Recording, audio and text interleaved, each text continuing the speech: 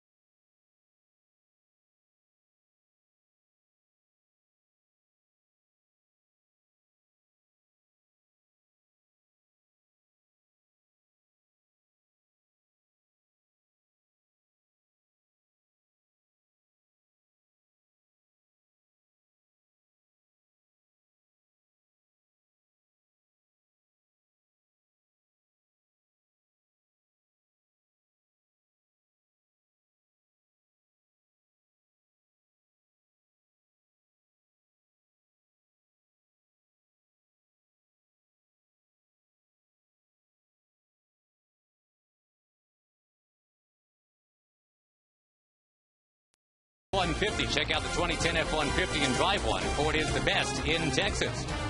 Buy Progressive for a money-saving car insurance quote. Call 1-800-PROGRESSIVE. Buy Jack in the Box. Get Jack's really big chicken sandwich combo for only $3.99 plus tax. And buy Southwest Airlines. Go to southwest.com, grab your bag. It's on.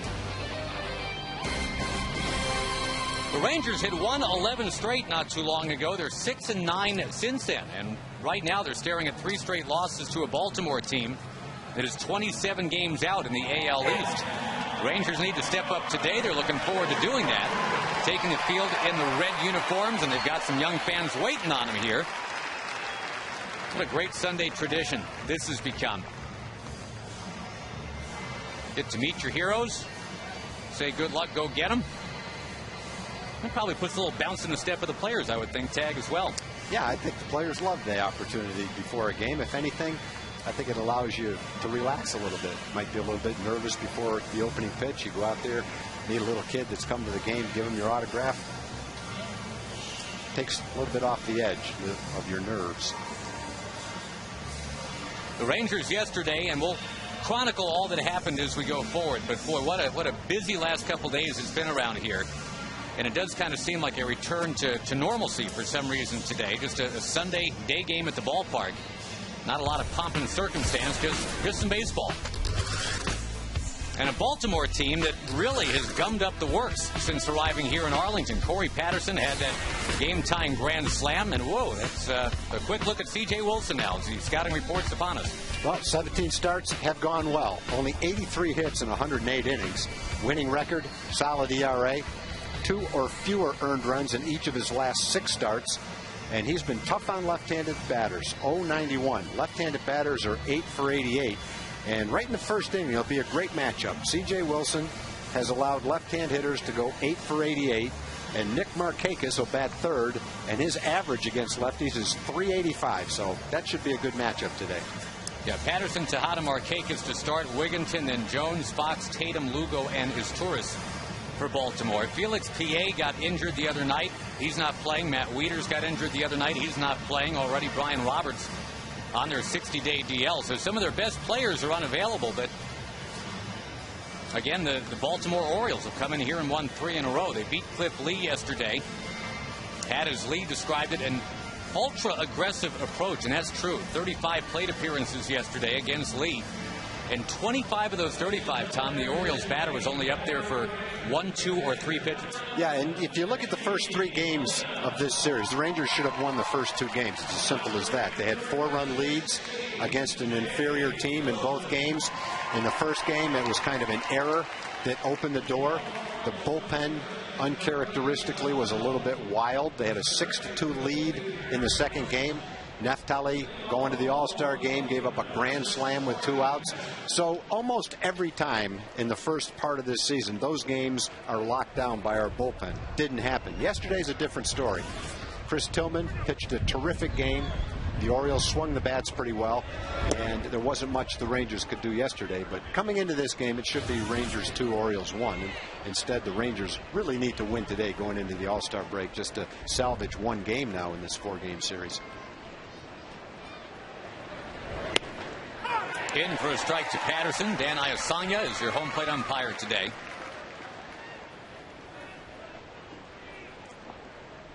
The Angels only scored 1 run yesterday, too. They lost 15-1. So the Rangers are still 4.5 games up in the West. But there was such a buzz, such a fever pitch at this ballpark yesterday. And this guy right away just kind of dimmed everything. First pitch of the game with flashbulbs popping. Just kind of bloops a double in the right, and it was just like, oh. And from there, the Orioles won it 6-1. Blanco near the bag, with Andrews getting a rest today. That's Blanco working up the middle with Kinsler. In the outfield, with Hamilton getting a rest, it is Murphy in left, Bourbon in center, Cruz in right. Michael Young was honored before the game yesterday. Blanco, Kinsler, and Davis with him. And Benji Molina catches C.J. Wilson. Yeah, yesterday, Tom, we took the air. I mean, talking about Cliff Lee as a kind of a Cy Young, Chuck Norris amalgam. Nothing he couldn't do wrong. Chris Tillman came in with a record of 0-3, ERA of 8.4. Had just turned 22 years old, but the 6-1 win went not to the Rangers but to Baltimore. Just kind of, as you said, one of those things. Yeah, and again, watching Tillman yesterday, it's not like he just popped up out of nowhere and somehow had the game of his life. He's still only 22 years old, but he's a top prospect, high draft choice, who after the recall to start yesterday before the recall, it had 10 really good starts at AAA, where his ERA was below 2. Doesn't diminish the fact that Cliff Lee would have had the edge over a young pitcher, but he has good stuff. He's thrown a no-hitter in the minor leagues. He had a 1-hit shutout, and he came up yesterday and pitched just like that against the Rangers. Made very few mistakes, had good stuff, and he pretty much dominated a really good hitting team in their home ballpark, and you just have to tip your hat to him. That was a great game for him. Walk-up crowd of 14,000 plus, a total crowd of more than 41,000, and that's the guy that stole the show. They were not here to see Chris Tillman. And from Cliff Lee's perspective, he gave up 6 runs. He gave up 3 home runs. And I think if you watched him pitch the whole game, you would have said, boy, it sure looked like he pitched better than that. Yep. To give up 6 runs. He threw the ball fine. Made a couple of mistakes. The one mistake really was to Adam Jones. That was a cutter right in the middle of the plate. He hit a home run to center field. But other than that, it's hard to complain about a complete game in less than 100 pitches. There's a walk to Tejada, and you're right, a 95 pitch complete game, 73 strikes. Heck, he had 25 pitches through 3 innings. We've seen a lot of innings this year from Ranger right-handers, most notably, that there are a lot more than 25 pitches in 1 inning. But you're right. I mean, 6 runs in a complete game. We're told the last time that happened was 10 years ago. Pete Harnisch of the Reds did that. A 9-inning complete game, giving up 6.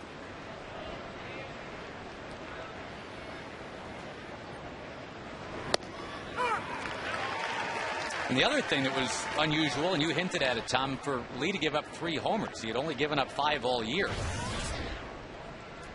That was the second time in his last 80 games he had given up 3 home runs.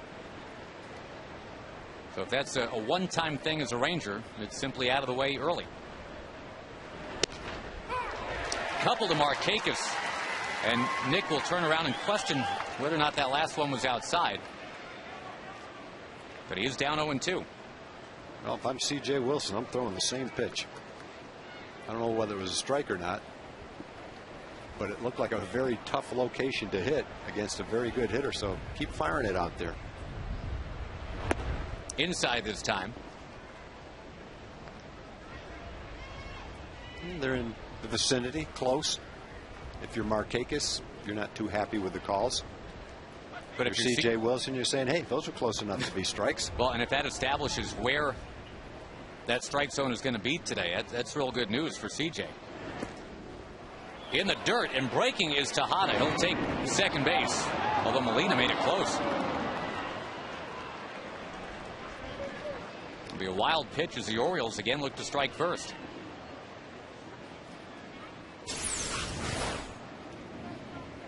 Through a slider. Held on to it a little too long. In the dirt. Runner moves up into scoring position now.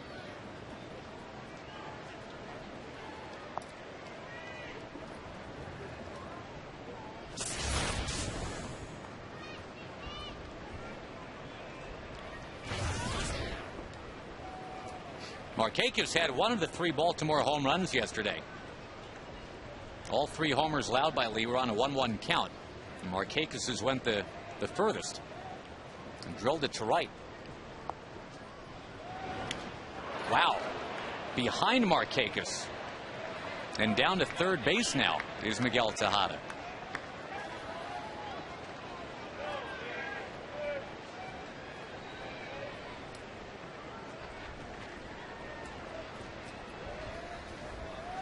Now get behind him, or was it just inside? Let me see here. It was inside. Yeah, he got out of the way. You know, I'm not sure why CJ would go away from the first 2 pitches. You know, he throws 2 pitches near the outside corner. Markakis doesn't like the call. He takes both of them. It's 0-2. And now he has not thrown the same pitch again. It just seems like if you got that going, just keep it out there. Not going to do much with it. There. Yeah, and he's been dominating lefties, as you said, Tom, all year, even though Markakis has hit lefties real well. Yes, I think sometimes you cost yourself a little bit of energy and a few extra pitches when that's all it took right there. That's where the first 2 pitches were, and that's where the last one was. And in between were 2 wild pitches that moved a man from first to third. Very bizarre, because CJ had allowed only 1 wild pitch all year. And then with the same batter up there, he threw 2. And sometimes you just overcomplicate things when it really is a simple game.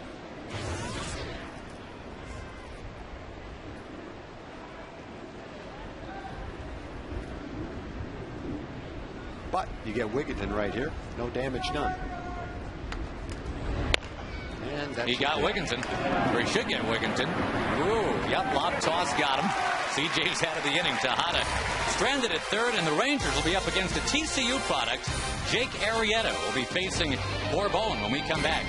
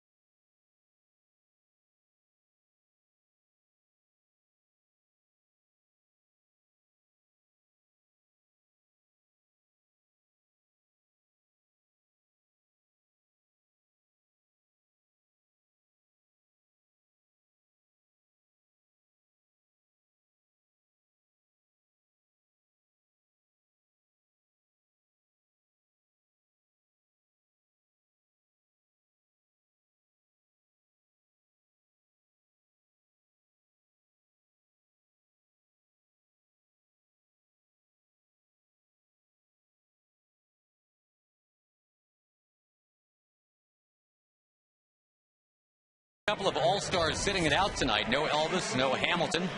Should say this afternoon. But note that the Rangers are 2-0 when sitting 2 all-stars this month. Ron Washington has submitted this lineup today, brought to you by Southwest. Borbone, Young, and Kinsler. And Kinsler's had a great couple of weeks. He is going to his second all-star game. Vladdy going to his 9th. Murphy and Cruz, Molina and Davis. Blanco in for Andrews. And out of Plano East and TCU, you've got Jake Arrieta on the mound today, and a sizable rooting section for him in attendance. 6 starts, 2-2. First couple of starts were really good. In fact, his opening start against the Yankees was a win. He beat the Yankees. Last start was a really good start against a good team, Detroit, who was playing really well at the time. He left with a lead. The bullpen coughed it up, but 1 earned run in 6 1/3. Mountain West Co-Pitcher of the Year for the Horned Frogs back in 2006. He was a 5th-round choice in 2007. I think he would have been a lot higher than that, but some teams were scared away by contract demands. The Orioles took him in the 5th round, gave him money above slot, signed him, and they're very glad they got him in their organization. Zipped through the minor league system, pitched great this year in the minor leagues, and here he is in the big leagues.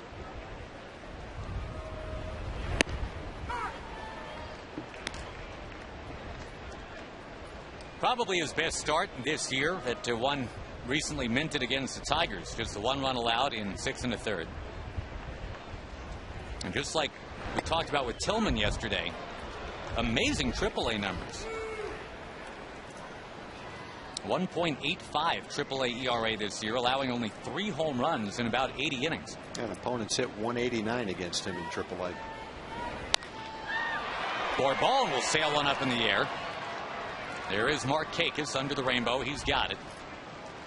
Markakis out there with Patterson and Adam Jones. Jones was an all-star last year for Baltimore at the age of 23. Tejada's been an all-star, but not this year. Arrieta works with Craig Tate and Matt Wieters, their superstar catching prospects. Hurt himself the first game of this series. Has not been heard from since. Now Michael Young, who was feted last night, that very nice pregame ceremony.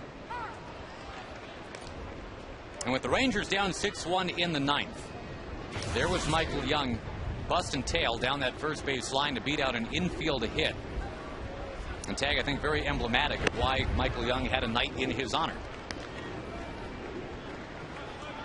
Yep. He, I'm sure, beat out a lot of infield hits. He's closing in on 2,000 hits. Gets 200 hits in a good year frequently.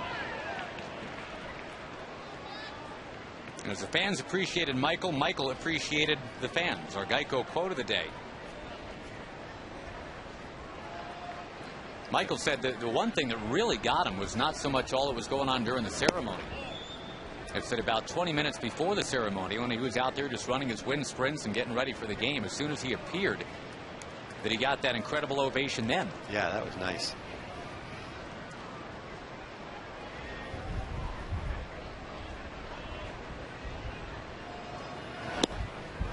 .92 and painted on that corner. Young disposed of here for out number 2. You talk about Michael running hard to beat out an infield hit. He kind of leads the way with his experience and his leadership. He's the guy the Ranger players look up to. But as a team, that's something that you see every day with every player. Whether it's Josh diving to first base, trying to beat out a play. No matter who the players are, that's one thing that Ron Washington has gotten his team to do. And that's play hard. Every time to first, every ball hit when you're a fielder. Kinsler destroys one to left. It is going to go. Home run, Kinsler.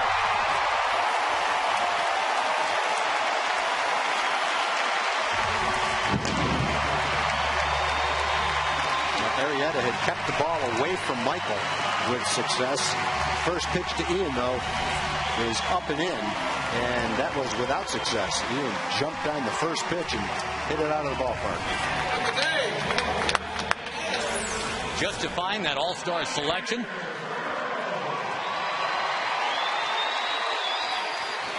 Last year, 31 home runs and did not go to the All-Star game. That's number 4 this year, and he is going to the All-Star game. Now Guerrero unloads, but didn't quite get it. Kinsler did, and the Rangers at the end of one lead by 1 on Fox Sports Southwest.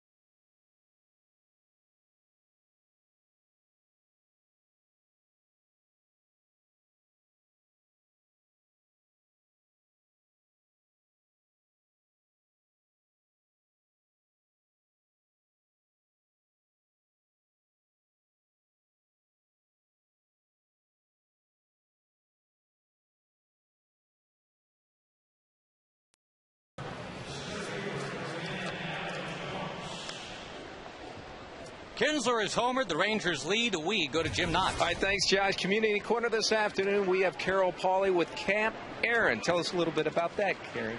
Well, Camp Aaron is a partnership between Christian Works for Children here in Dallas and the Moyer Foundation. And it is a weekend bereavement camp for children ages 6 to 17 who have experienced the death of someone close to them. And it is going to be at Lake Texoma on the Texas side, July 30th through August 1st.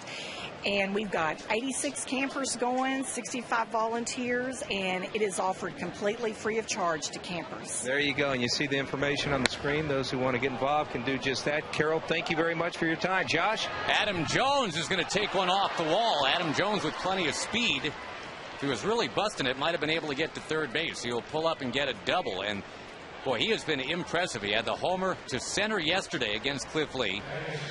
And he just almost homered to right center now against C.J. Wilson. Yeah, he may have thought that was a home run. I agree with you. That one, if you're really busting it out of the box, you might not get a triple, but you should be going into second base thinking you're going to get a triple. He's halfway to second base, settling for a double. Put it right off the Snapple sign. And that's not busting. That's the home run trot right there. So instead of being on third base, you dog it into second base with a double. And we're just talking about the Rangers. You have a hard time finding a Ranger hitter that would be doing that. Jim Knox was just introducing us to the Camp Aaron program. That's, as he mentioned, Jamie Moyer's startup. And pretty incredible that Jamie Moyer, Tom, former Ranger, is going to be turning 48 in a few months here. It is unbelievable. And he's still going for a team that might make the playoffs again. That ball yanked foul by 5. He's still a key part of their rotation. We'll get back to Jamie Moyer in a moment. Take you back to Jones. Yeah, I think he knew. He knows it. But you know, that's an attitude. And when you hit the ball, you have to have the attitude that you're going to go as hard as you can in case you've got an opportunity to take the other base. And he knows he made the mistake. Problem is, will he do it the next time? Yeah, if you learn from it, okay. But if it becomes kind of a serial offense, then that's something else. And you know, everybody's been there before. And when you get to second base, you're the first one that realizes that. But it's what you do from here on out that matters the most. If you really care about it and you really realize it's a mistake, then it probably won't happen again.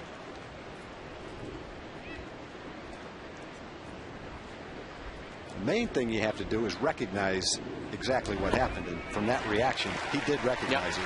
Well, and Wilson goes ahead and strikes out Jake Fox, his second strikeout.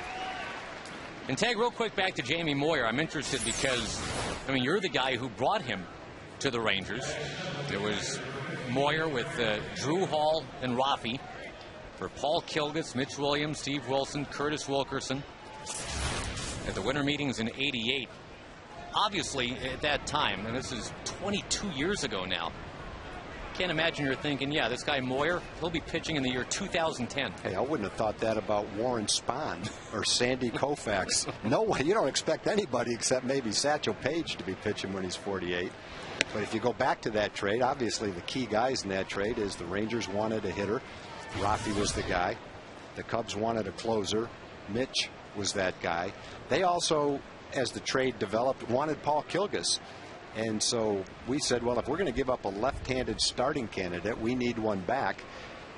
If we give you Kilgus, then we'd like Jamie Moyer back. We kind of looked at Jamie as equal to Paul Kilgus, same type of a guy, and he really was. They both didn't throw exceptionally hard. They both had good off-speed pitches. They were young, developing, crafty left-handed pitchers.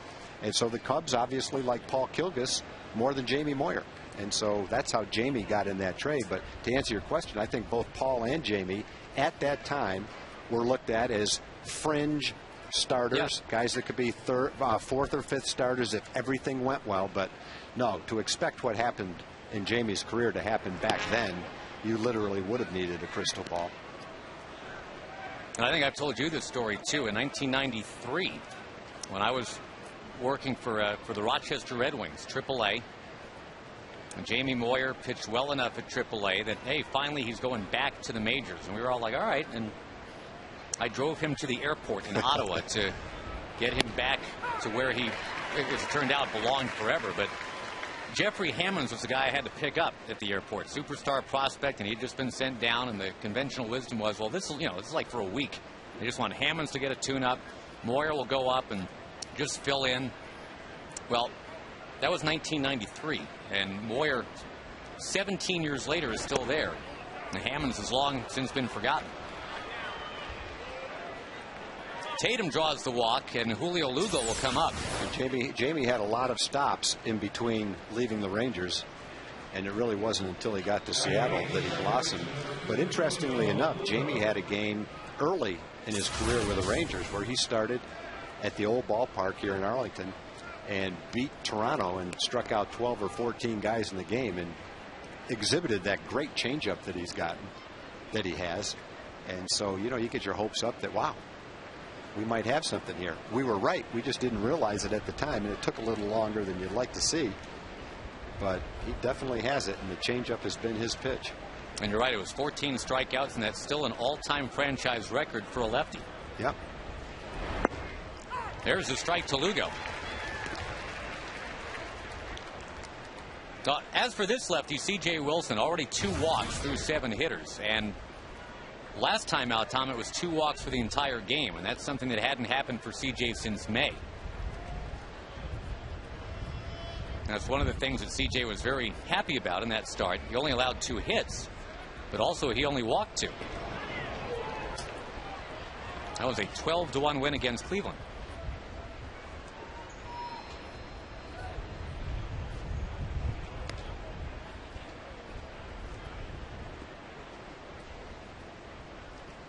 And to shine just a little bit of good news on that stat, if you're going to walk that many, that means you've been out there for a bunch of innings. And as you and I have discussed all year, that maybe was the biggest concern about C.J. becoming a starter. Would he be out there for enough innings? And the answer overwhelmingly has been yes. He's thrown at least 100 pitches in 15 of these 17 starts that he's had.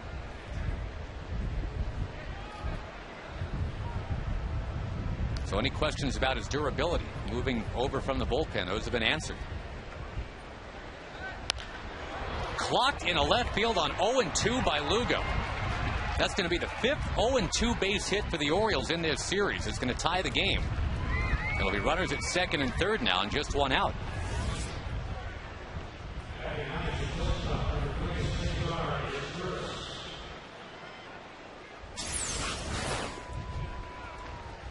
He's trying to throw it in. He got it in on the corner, but evidently Lugo was not fooled by the location of that pitch.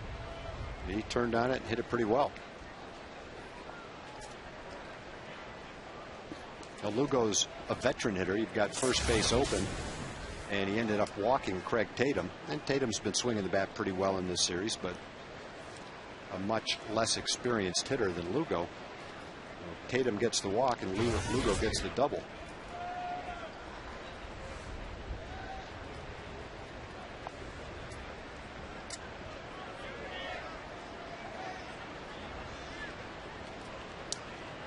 Young in a bit at third.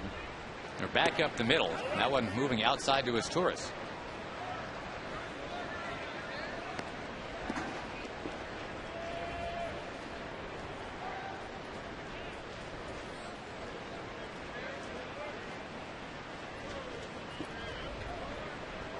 His Torres has been a real thorn for the Rangers this year.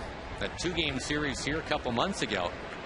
He had 7 hits in those 2 games, batting 9th. And then yesterday, his first home run all year. It came against Cliff Lee. Yeah, and you talk about a fluke. Number 1, that he would hit a home run. Number 2, that the pitch he hit was about 6 inches inside.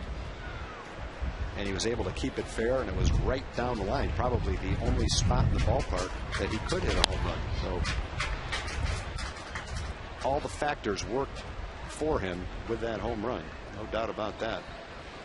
I think Cliff Lee could throw him the same pitch 100 times and he wouldn't do it again.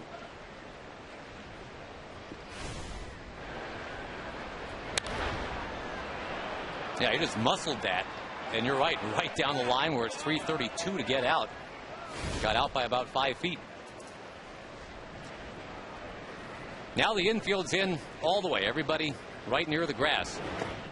Now that it is 2 strikes on his Torres. Nice block by Molina to keep this thing 1-1.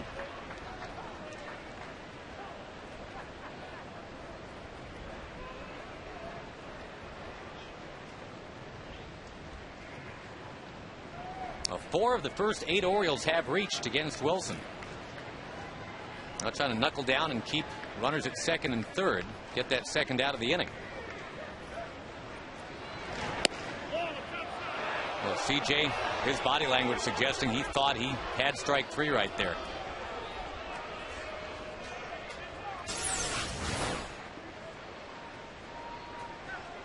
He did. Could have. Let's put it this way. He could have. Now he was getting the outside pitch called last inning.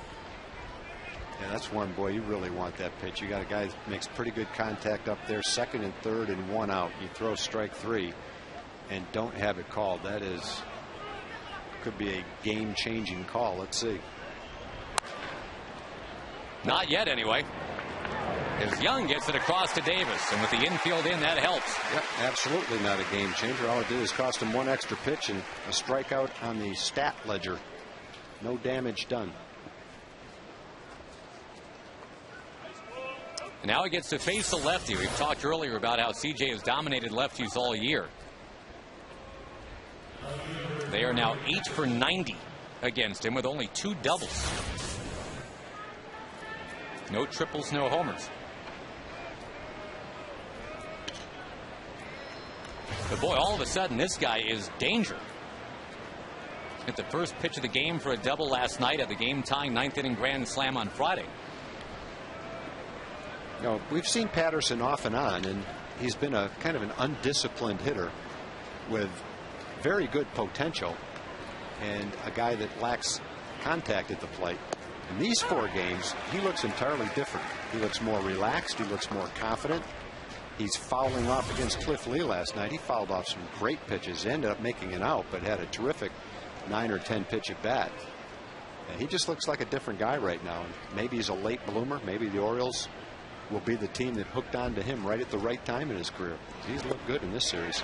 Wilson, though, just made him look bad with that one. It's 0-2. Now, CJ has allowed the most 0-2 base hits of any Ranger. He's allowed one in this inning. Here's where you really want to see him just finish off this lefty Corey Patterson. Second and third, 2 out.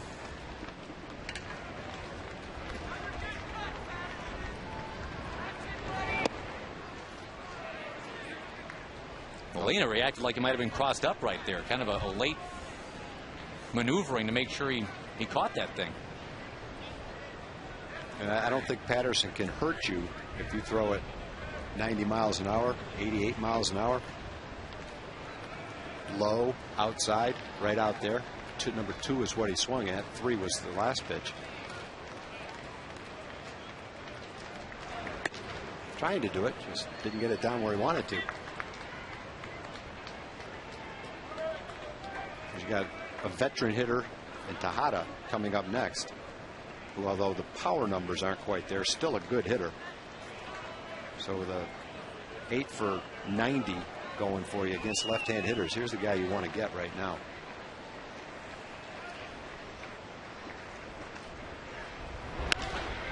Patterson, though, reaches out, pokes it in the left. He is something. Taking off for second. And that is going to be just the 3rd extra base hit that CJ's allowed to a lefty all year. And it just boils down to location of the pitch and not making the pitch that you want to make. He made the pitch to go to 0-2. Down and away, got him to swing at it, and then couldn't make it again. The 0-2 pitch was way outside. The 1-2 pitch was a slider that was too high. This is a fastball supposed to be down and away. It's right in the middle of the plate. So that's not a bad plan. That's just not executing and throwing the ball where you want to. He throws that ball where Benji had the glove, down and away, then there's no way Patterson's going to do that. But that's why you say hitters have a hard time when good pitchers make good pitches. But you give them a much better chance and make them a much better hitter when you don't execute the location of the pitch and throw it right down the middle of the plate.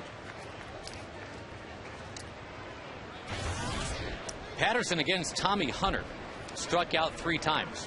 That's how his series began. But then the rest of the way against guys not named Tommy Hunter, he's now driven in, gosh, 7 runs from the leadoff spot.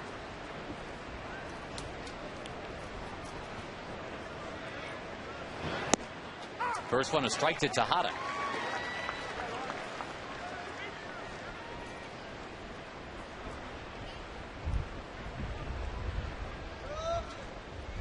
The Orioles already having won 3 straight on the road, of course, going up 3-0 in this series. They haven't had a road winning streak that long since last May.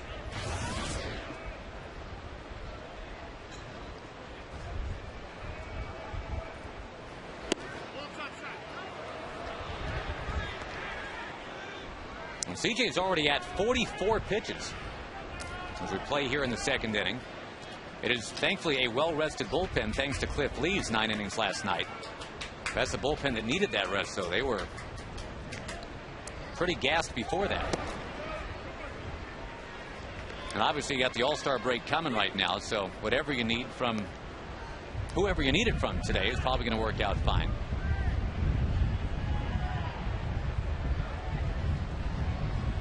The Angels bullpen so torn up, Tom, that they left Scott Kazmir in that game yesterday to give up 13 runs. Yeah, I saw that.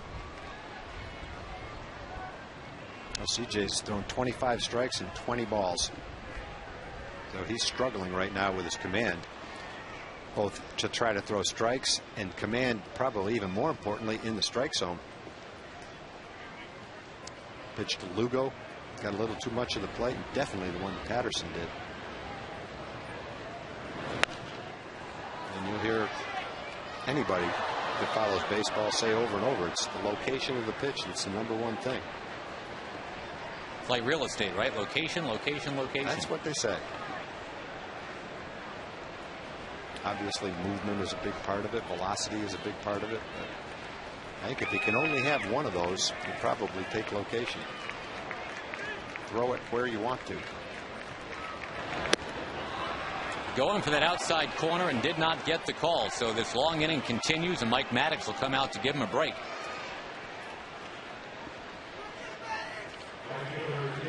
Nick Markakis will be the next batter, and boy, the way he's been swinging the bat, you got to be really careful here that you don't let this game get out of hand early. Markakis launched a home run yesterday off a lefty. He's also leading the American League in doubles.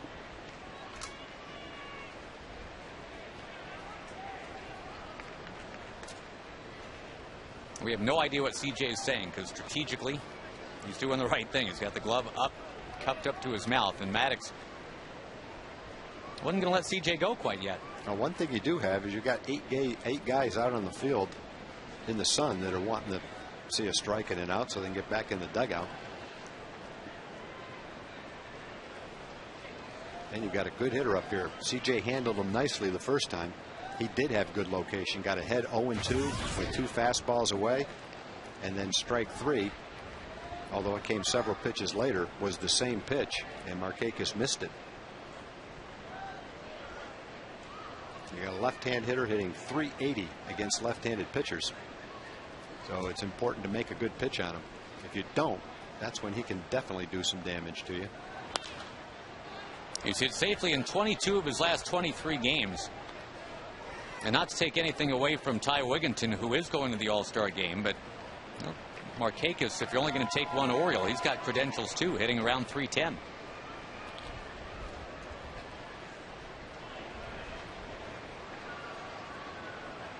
I still think he's one of the most underrated outfielders in the American League too. Goes and gets everything. He's got a great arm.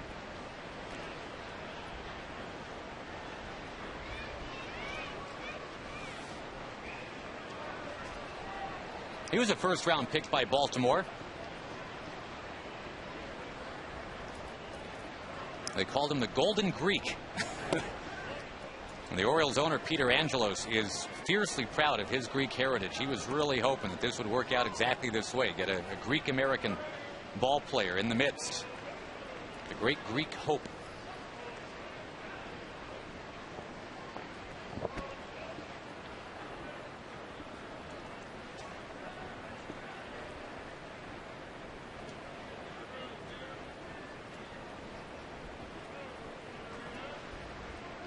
Last year, Markakis had an on-base percentage of just .349, which isn't bad, but the year before it was kind of where Ian Kinsler is right now, about .410. Good guy to be hitting third.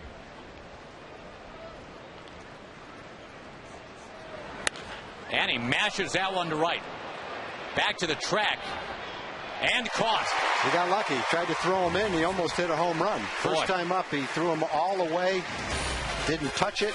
And fortunately, he got jammed a little bit on that one. Yeah, that was close to 6-1. Instead, it is.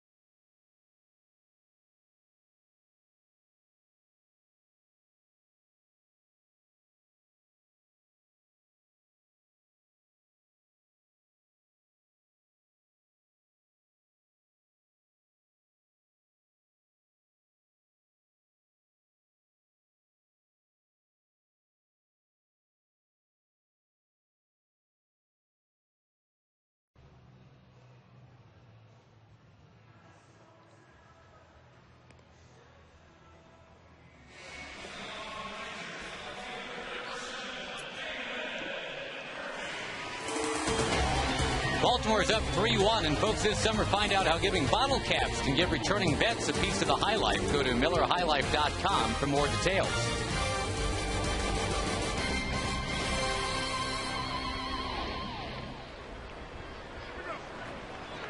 Mid-90s temperatures today, feeling a bit more like a usual North Texas July. Baltimore with a 3-run top of the second inning on top of the Rangers. David Murphy, Mr. Catcher's Interference, will lead things off here in the bottom of the second. He's now reached 4 times on that seldom called baseball play. Pete Rose, if you include the playoffs, a record 28 times he reached base that way, drawing contact from a catcher's glove. 1970 World Series, in fact, between these Orioles and the Reds. Pete Rose got on that way with Elrod Hendricks being called.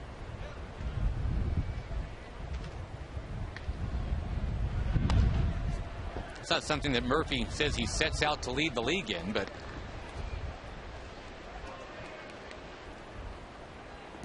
he's got that going for him. He's starting to walk more. In fact, 9 walks his last 14 games. He had only 8 all season before those last 14 ball games.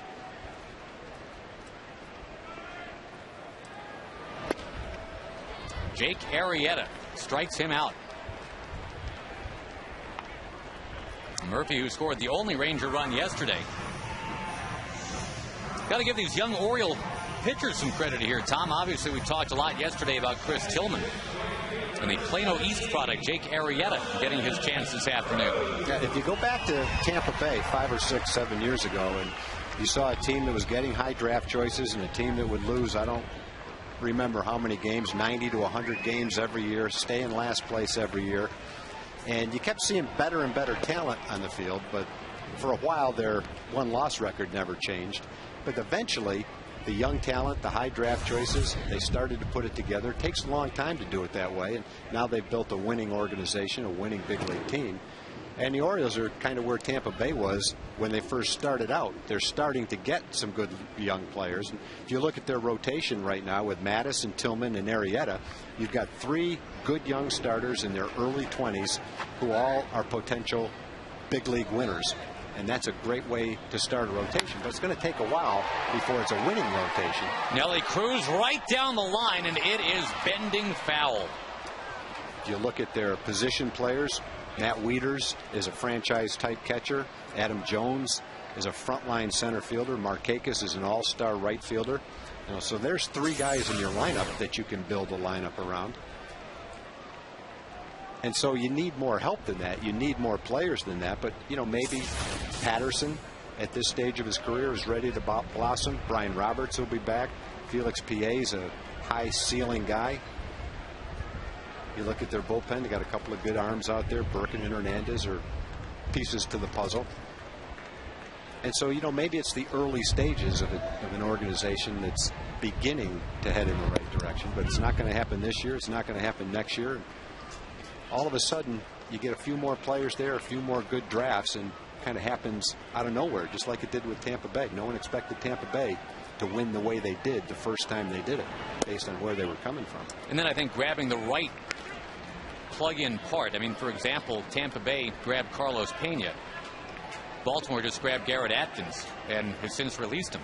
Well, they grabbed Corey Patterson, too, so maybe Corey Patterson is, in their way, Carlos Pena, and that's just getting lucky right there. You pick a guy with a lot of talent and you get him at a stage of his career when he's floundering a little bit, and you hope that he comes back. And that's what happened with Carlos Pena. Anybody could have had Carlos Pena, but they got him at the right time. Well, most people could have had Corey Patterson, and maybe the Orioles got him at the right time. So, we'll see. A lot of things go into building a winning team, and acquiring guys when their value is down can be one of them. And then you want to go maybe through free agency to add the final pieces, but the Orioles, they're not there yet. Benji Molina will bat after Cruz works the walk. Now, the Orioles, we talked about it the other night. They haven't finished with a winning record since 1997. And that was such a great baseball town for so long. They, of course, have a beautiful retro-style ballpark right downtown. All the pieces are in place, but that's become a football town now. The Ravens are doing great. There's only so much love to go around, I guess, and the Orioles have become a kind of a stepchild until they get good again.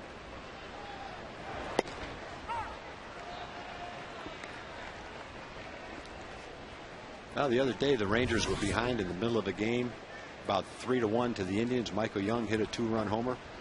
I'd like to see someone down at the bottom of the order juice one right here, make it 3-3, erase the deficit, forget that 3-run inning. Nice spot for Benji to hit his first Ranger home run. Yeah, Benji's a guy, let's keep in mind, the last 3 years has driven in at least 80 runs. Was hitting cleanup for San Francisco until Pablo Sandoval got there.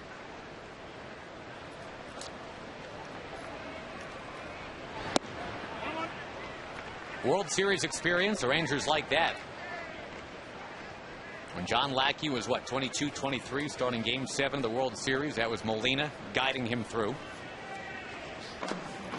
Rangers will see John Lackey pitching for Boston coming up just after the All-Star break. Looks like that'll be the Saturday night game at Fenway.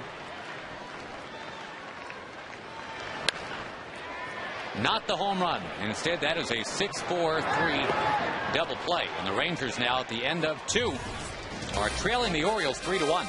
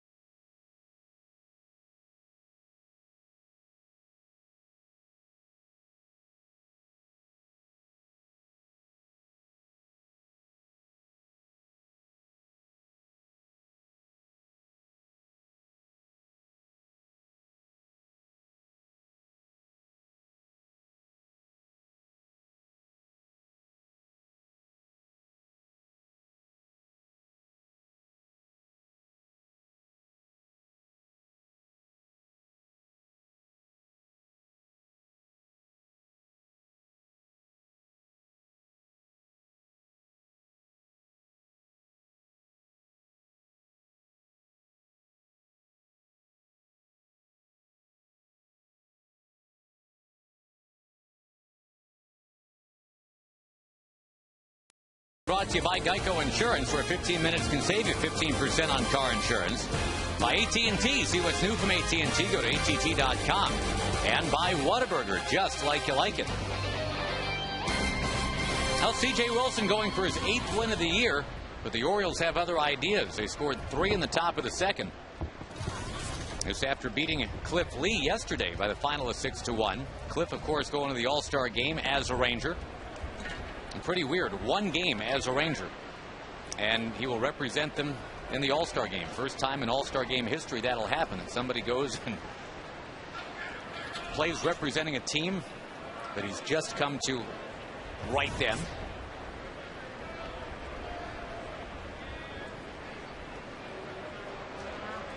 The complete game loss for Lee yesterday, and we talked about this yesterday, Tag. He's now got as many complete games this year as walks, which is kind of hard to believe. That is amazing.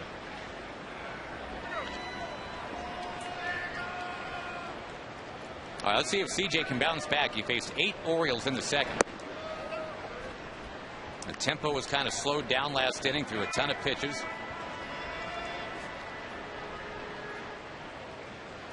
.37's a ton, right? That's a ton in 1 inning for sure. Yeah, CJ, it's not a matter of stuff today. It's just a matter of command. He's having a hard time, at least for the first 2 innings, throwing the ball where he wants to.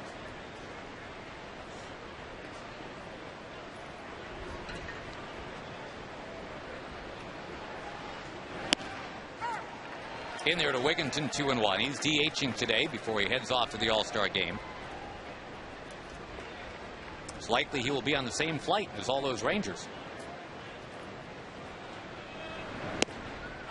In again, 2-2.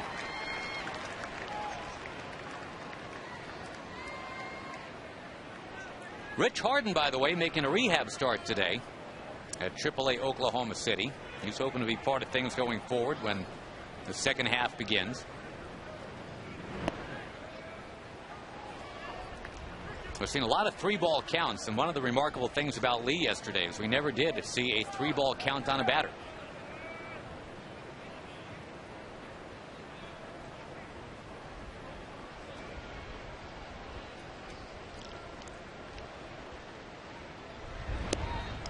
He strikes out the All-Star.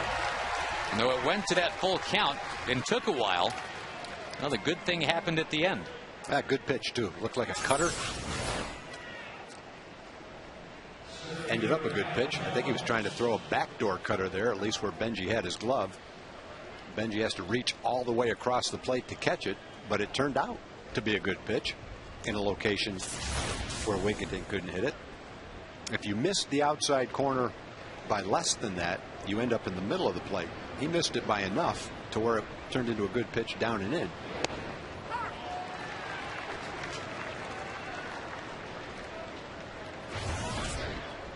Jones ripped that double midway up the wall in right center last inning.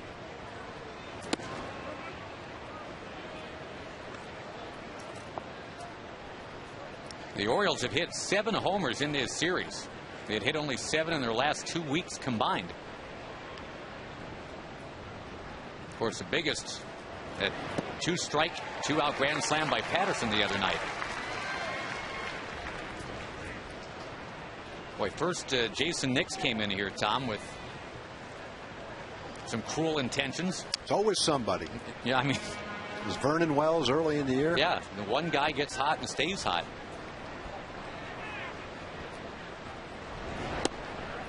Inside, 2-2. Vernon can be classified a usual suspect, though, the way he's been swinging the bat this year. Would not have the All-Star game. Would not have expected Nix or Patterson to be that much on fire. Jones down on strikes, and CJ has responded to that tough second inning with a couple of strikeouts here in the third. Another good hard breaking ball down and in. In fact, a couple of them to Jones.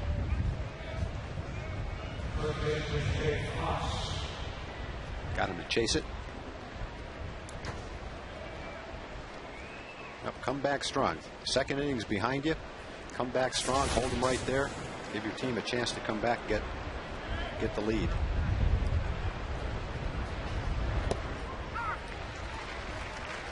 slower breaking ball, more of a curve ball, dropped in right on the outside corner. Struck out Fox the first time with off-speed pitches. And he's giving him a couple there, a curve ball and then a changeup. Well, he can finish off Fox, and he did strike out Fox on 3 pitches last inning. This would be the ultimate bounce back.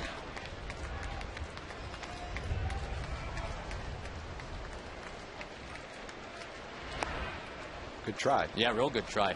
Fox just didn't want to help him out. Already seen a couple of guys miss that pitch in this inning. Keep it right down there. Going for his 5th strikeout of the afternoon. But instead puts the count at 2-2.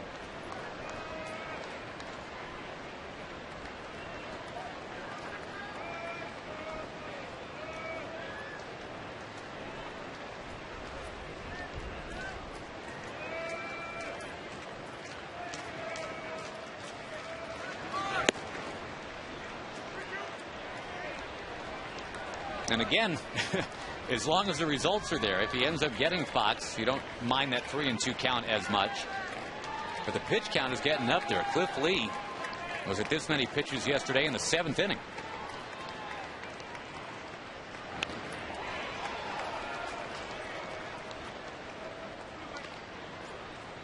Not through the 7th, but into the 7th inning. First complete game in a Ranger debut since John Burkett when he did that in Toronto back in 1996. Got him. He struck out the side. That's much better, CJ. After 8 to the plate in the 2nd and 3 runs on the board, down they go in order, all on strikes in the 3rd.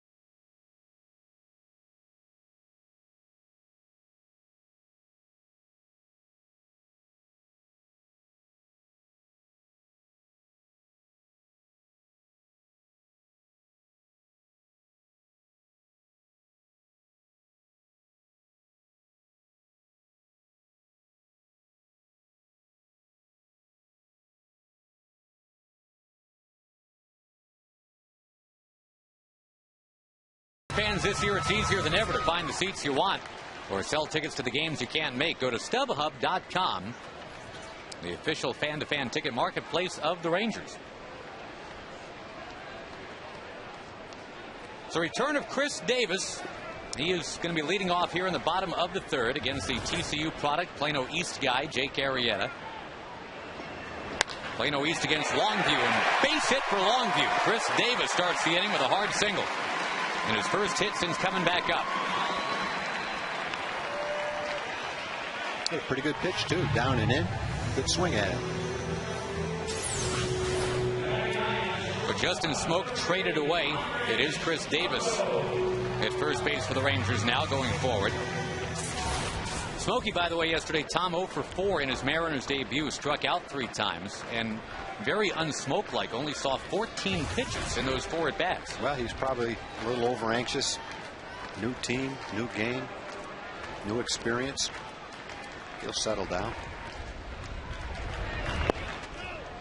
Was batting 6th in the order yesterday for Don Wakamatsu. Mariners won that game late. Jose Lopez hit a grand slam in the bottom of the 8th. 4-1 Seattle over the Yankees yesterday.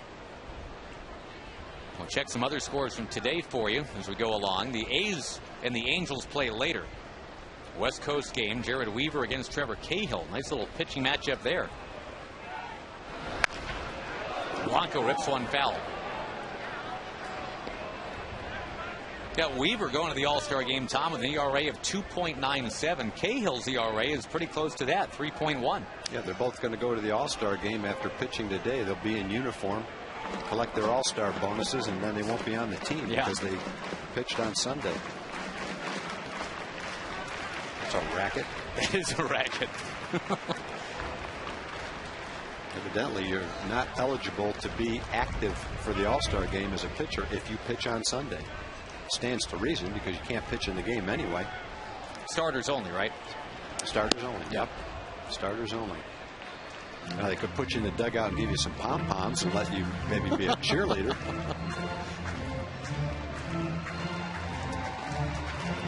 Well, or just take the cash, you know. I'd make sure, though, if I give them the cash, one of the rules would be, okay, you're coming to the All-Star game, you're going to be introduced. You can't pitch because you pitched on Sunday. But you also will not be allowed out of the stadium until the last out of the game. Davis goes and Blanco with a foul. Yeah, I'd set up a card table and tell the guys, all right, you're signing autographs for 3 hours. Yeah. That's what you're doing. Yeah. But you know what? I bet the players union would say, well, he could hurt his wrist doing that, and then that's cruel and unusual treatment. That's costing him millions down the line. So. One final is in from Detroit. The Twins over the Tigers 6-3 today. Boy, the Twins needed that. Carl Pavano got his 10th win. Nice season for Pavano. Real nice. Minnesota had fallen to 4 games out.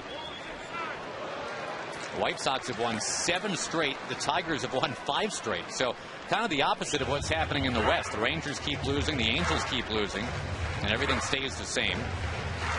AL Central, Tigers and White Sox keep winning, and everything stays the same. Tigers a half a game up. So if you look at teams, winning teams that have a chance to win, most of those teams have guys on there that anybody could have acquired that they got at the right time. Carl Pavano is one of those guys from Minnesota. After he was hurt all that time with the Yankees, he ended up with Minnesota. Blanco waves and misses, but Davis, not known for his speed, is going to end up with a stolen base.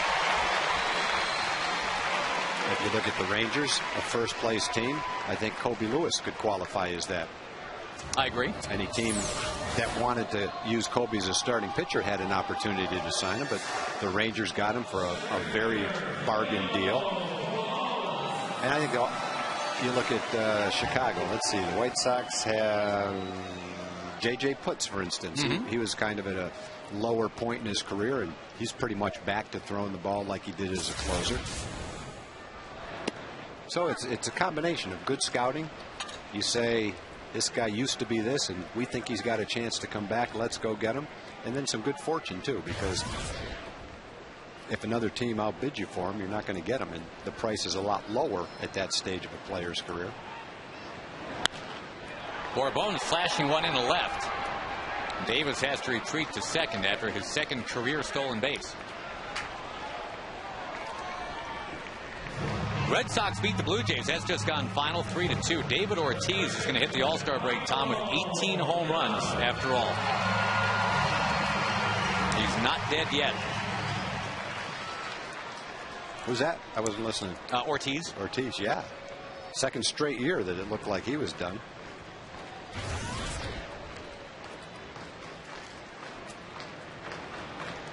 You were lost in emotion there looking at Michael Young, weren't you? I was trying to think of another player for an example of what I was talking about. You were pining for the fjords, I believe. A strike to Young in her half. Kurt Dykert helped me out with one. I think you have to classify Vladimir as that kind of a guy.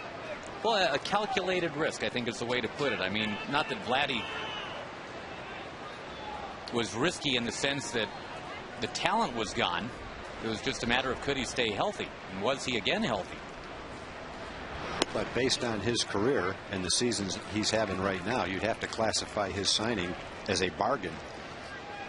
The amount, the length, and it was the Rangers that got him. If you really believed that he was going to have this kind of a year, you could have signed him by adding a year to that contract, but no one was willing to do that. So it was good scouting. The Rangers wanted him. They saw him up close and personal for too long, and they were the ones that went out and got him. Well, the three gambles that have paid off handsomely, I think, are Guerrero, Colby Lewis, like you said, and in a weird way, even though he was already on the team, C.J. Wilson. Because you're basically taking a guy who has not been a starter with any success and said, all right, he's a starter. And you're looking at a guy with an ERA of 3.2 and eating up innings for you.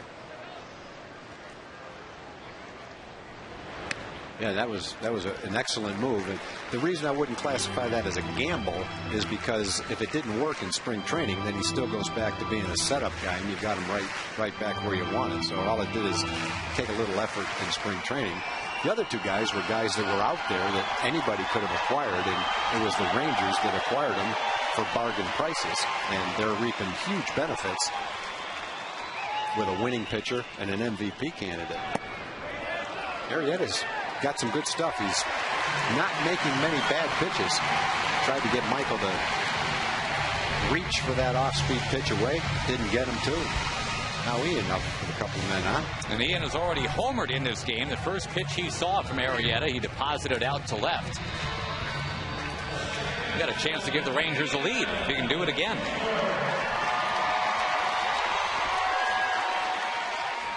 "31 homers last year for Kinsler. And how can this be an improved year if now he's only got 4? Because his all-around game has improved. It's nice to see that he can still do this, though. Your Coors Light Cold Hard Blast.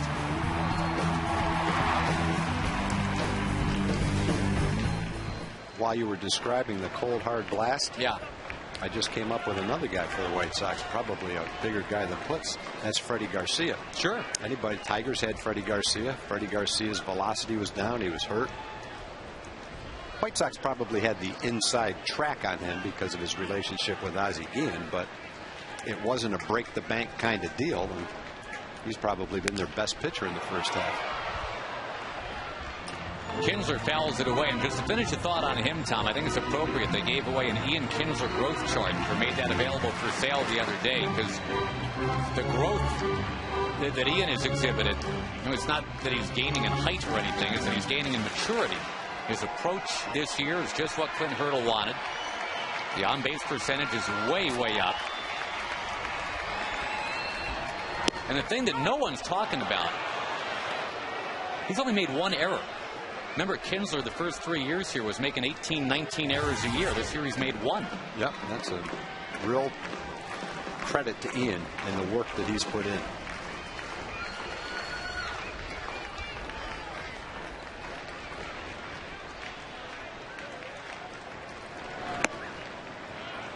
Two on, 2 out, 2 and 2 to Kinsler.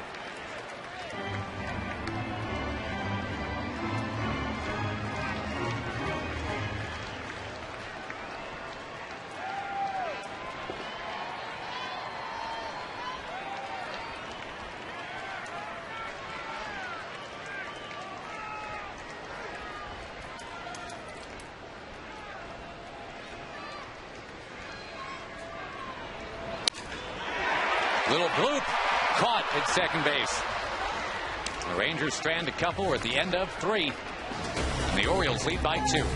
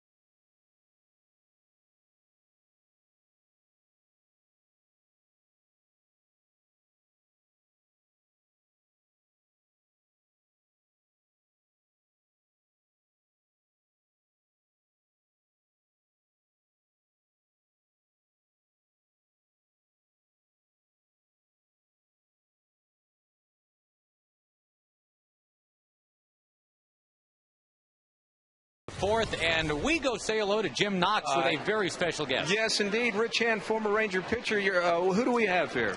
We are honored to have royalty at the Ranger game today. We have the youngest reigning monarch in the world, the Honorable and His Majesty King Oyo of Toro, Uganda. All right, and King Oyo, tell us what brings you here to the baseball game. Well, first of all, this is my second live baseball game, and I'm very happy to be here. We're here to strengthen the relationship between the people of Texas and Toro Kingdom. And you threw out the first pitch. What was that like down on the mound? It was a great experience for me. Back in Uganda, what are the sports that you enjoy watching? Soccer and basketball. Soccer and basketball. Now, you've been a king since you were 3, and how old are you now? I'm 18. 18. Well, it's great to be king, huh? Okay, good to have you out here. What else in the United States are you looking to do? Well, they have a program for us that I'm not yet sure, but I think tomorrow we'll go tour one of the colleges here in Texas, and after we have been invited to a dinner. And your impressions so far of the Dallas-Fort Worth area have been what? Sorry? Your impressions so far of the Dallas-Fort Worth area? I'm very impressed. Everyone here has been so welcoming to us, very good to us, and overall, we're very happy to be here. Well, thank you for being here. Nice meeting you. Thank you very much. Josh. Very cool to have them here. Thank you very much, Jim. I got the same shirt as royalty. I got that exact same shirt. Really? Yeah. I'm so embarrassed. No, or honored. He should be embarrassed. No, well, he wears it a little better than I do, but that is something I would not have predicted. I would share a wardrobe with His Royal Majesty. Great to have them here. Yeah, very nice. See Rich Hand in there, too. Former teammate.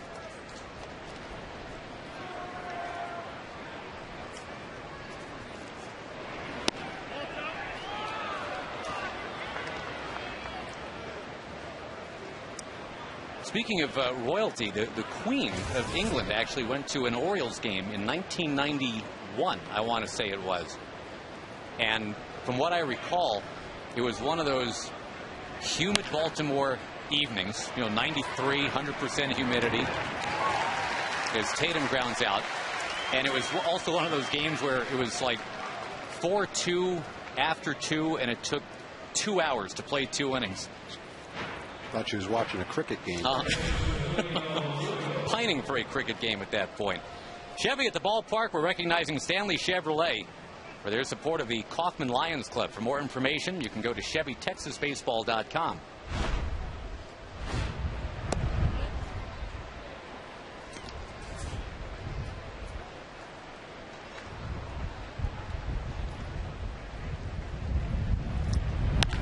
Julio Lugo nails one towards left, but there is David Murphy. And CJ, again, after that very troubling second inning, he struck out the side in the third. It's a couple of reasonably quick outs here in the fourth. Yep, 6 up, 6 down since the walk to Tejada.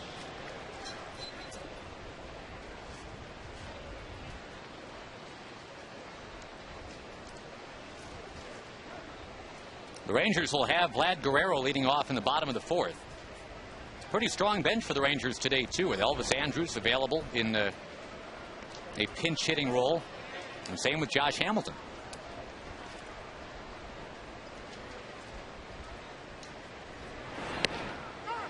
Hamilton had that 29-game home hitting streak stopped yesterday. One shy of Al Oliver's all-time record for Arlington, Texas. Did a 30 at the old ballpark.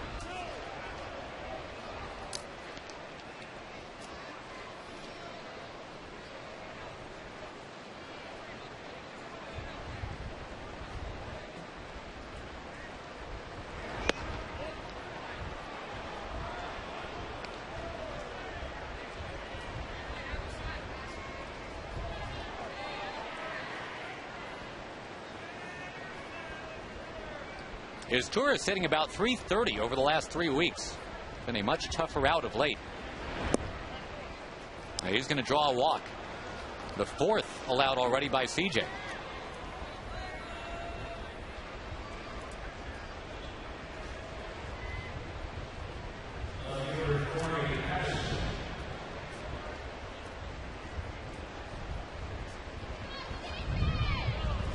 And here is a guy that, as you said, Tom, could be the latest late bloomer on the baseball landscape. Well, you never know. And I only say that because of the talent that he had when he came into professional baseball. He was a highly touted young player with the Cubs. And maybe it's just taken him a while for everything to catch, for him to get the confidence, maybe change his approach just a little bit. And this is only 3 or 4 games that we've seen, but he sure looks like a different player right now. Started the year at AAA. Runner goes. Molina throws. And it is not in time as Torres with a homer yesterday and a stolen base today.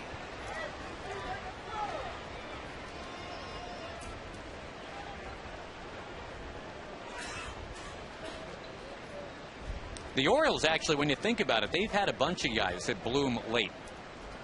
Steve Finley, Mickey Tettleton, Brady Anderson.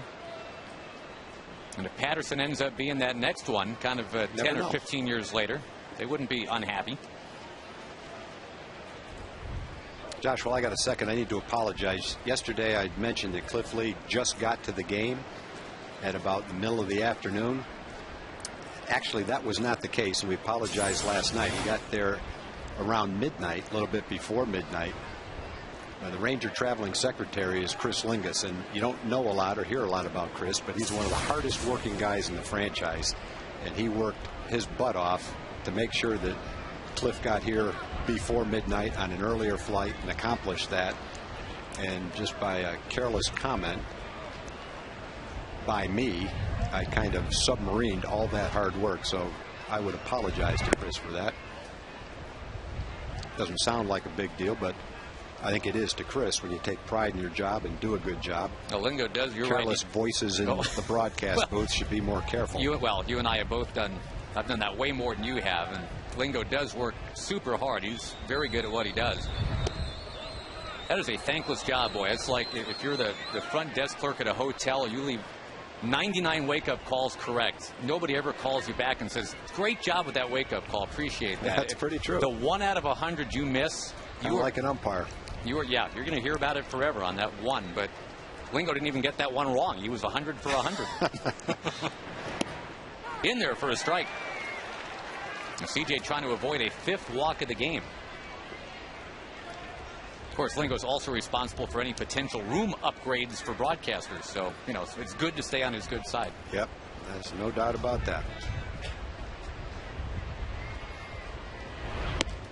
All right, CJ trying to roar back now. He went to 3-0 on Patterson. Now it's 3-2. And trying to keep this game 3-1.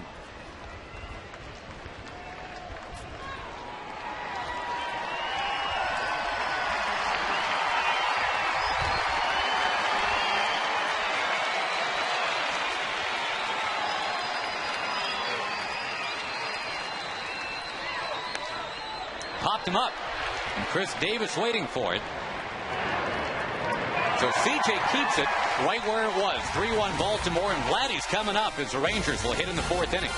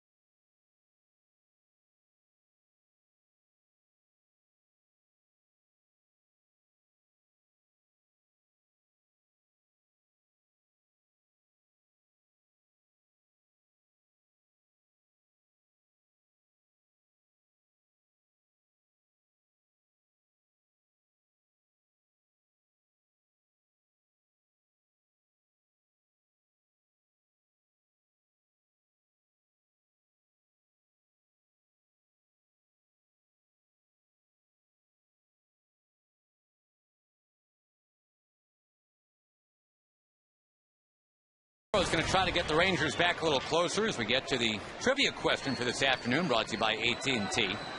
The only player to win the Home Run Derby, the All-Star Game MVP, and go on to be AL MVP, all in the same year. Good question. Answer coming. And when we get to the top of the fifth, we'll have it.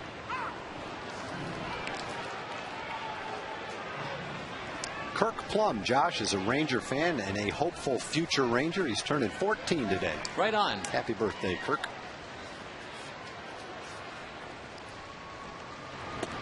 Another inside pitch to Guerrero. We've seen a lot of that.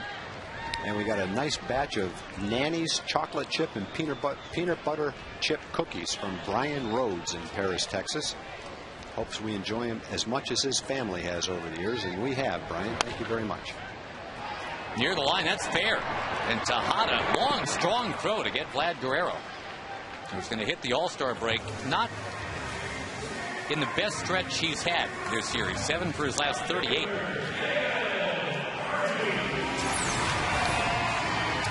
Now, Tejada shows why he's had one of the strongest, most accurate infield arms over the years, mostly from shortstop, now from third base. About as long a throw as you'll have to make in the infield. Strike to Murphy. Updating some scores we didn't get to. Tom, Cleveland and Tampa Bay are 5-5 in the 8th today. Tampa Bay trying to make some waves in that AL East. And Boston has slid back a little bit. The Rays are 2 behind the Yankees. And the White Sox are going to be sliding right into first place at the All-Star break. What an amazing comeback. I saw Paul Konerko in the paper today said, "This is the most amazing turnaround I've ever seen. There's no possible way anyone here could have seen it coming." That's one of the players on the White Sox. Well, they were 24-33, right? So if they win today, they will now be 25-5 since then. Yeah, that's pretty amazing. Murphy trying to plop one in the left, but coming on with a dive is Patterson. He's doing it all in this series. That wasn't a particularly good jump for Patterson, but that's where Bourbon-like speed and quickness comes in. You can make up for a slightly slow jump with quickness and speed. And he closed on a ball that looked like it was going to fall in and made the play. The left fielder wearing number 6 in Arlington, Texas with blazing speed. Where have we seen that before? My partner. There's a lot of number 6s that don't qualify under those guidelines. Here's Nelson Cruz with 2 out. Yeah, the White Sox, Tom, today leading the Royals 15-5 after 7. They have hit 5 home runs.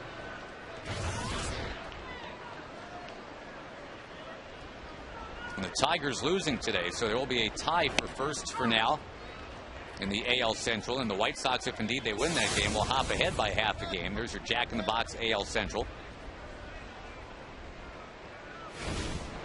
There's been a 1-game playoff to decide the AL Central the last 2 years. And the way things are shaping up this year, we could look at a 3rd in a row.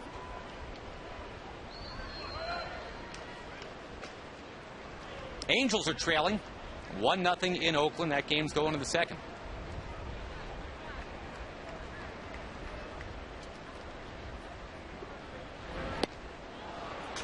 The very worst that will happen for the Rangers is that they will be 3.5 games up and 5 in the loss column at the All-Star break.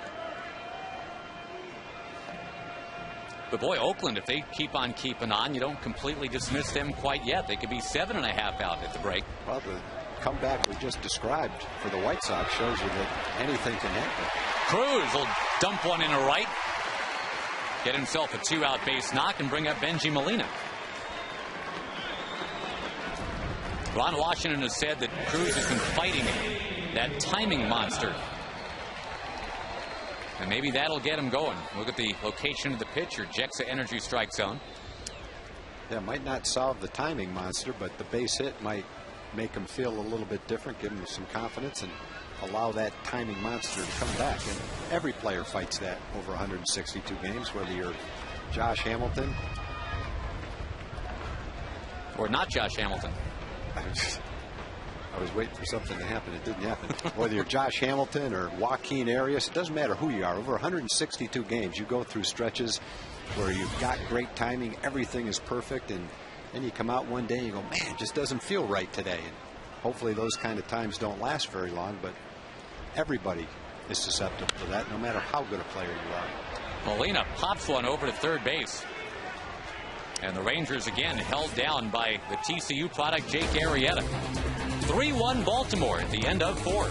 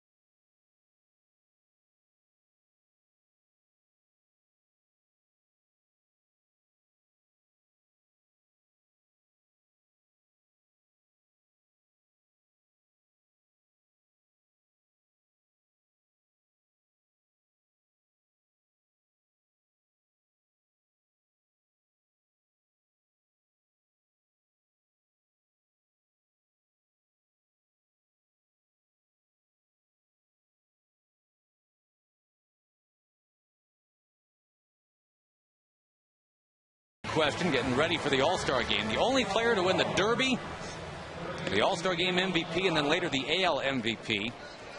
And that was Cal Ripken in 1991, a guy that Mark McLemore got to play with. Mark McLemore joins us right now. You were wondering where I was going with that. Well, I'd just say Mark McLemore for no apparent reason. But, Mac, I guess when you think of the Baltimore Orioles, it's tough not to think of Cal Ripken Jr. That had to be something to get to know him. Well, he is the Baltimore Orioles, and it was great. A great experience to play with him.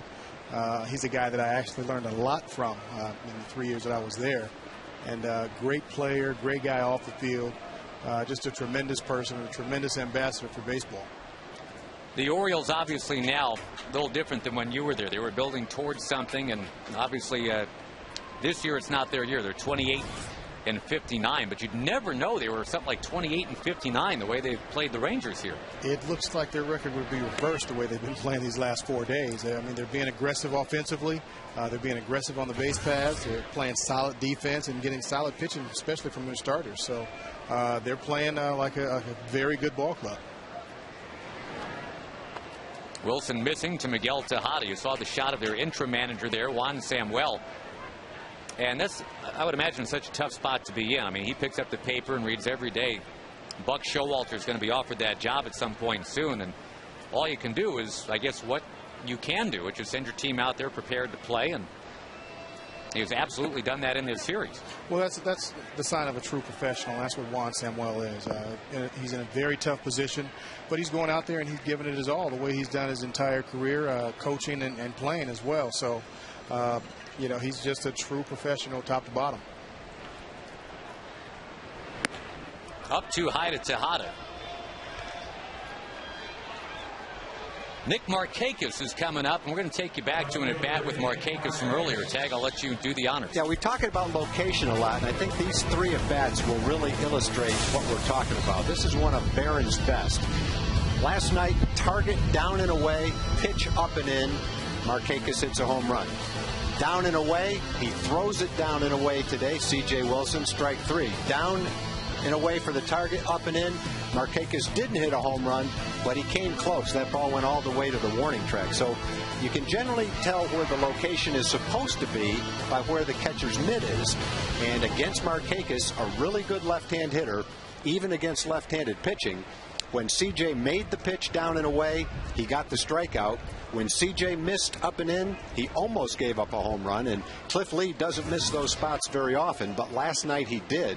And the fact that the pitch ended up and in resulted in a Markakis home run. So it's kind of an illustration of what we're talking about when you talk about how important it is for a pitcher to hit the location he's trying to hit and what the consequences can be.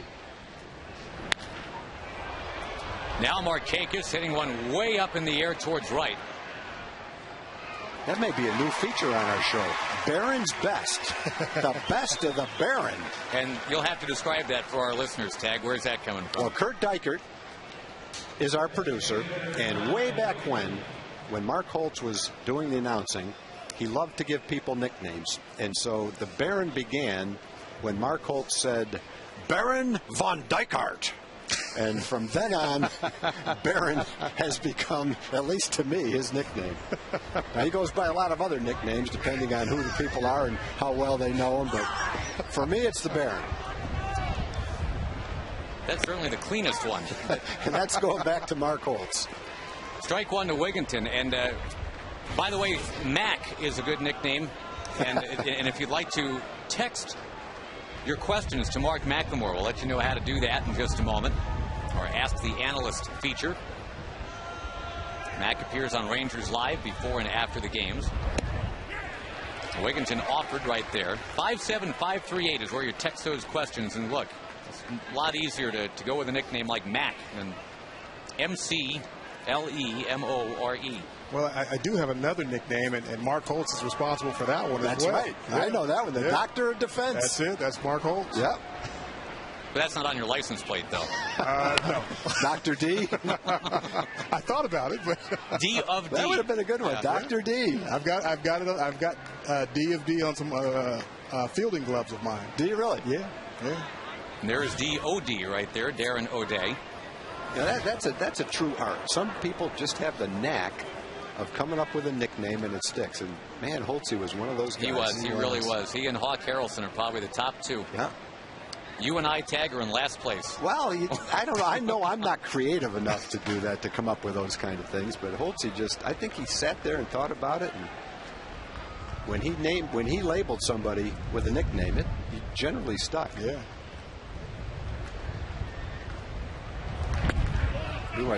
Occasionally we'll talk about his nicknames. He used to call Silvio Guante the big Dominican man. And he was. Somehow it just made sense, yep. Rusty Greer was the Red Baron. Not that that's, a unique name, but Holtzy's the one that said it first. Warren Newsom was the Deacon.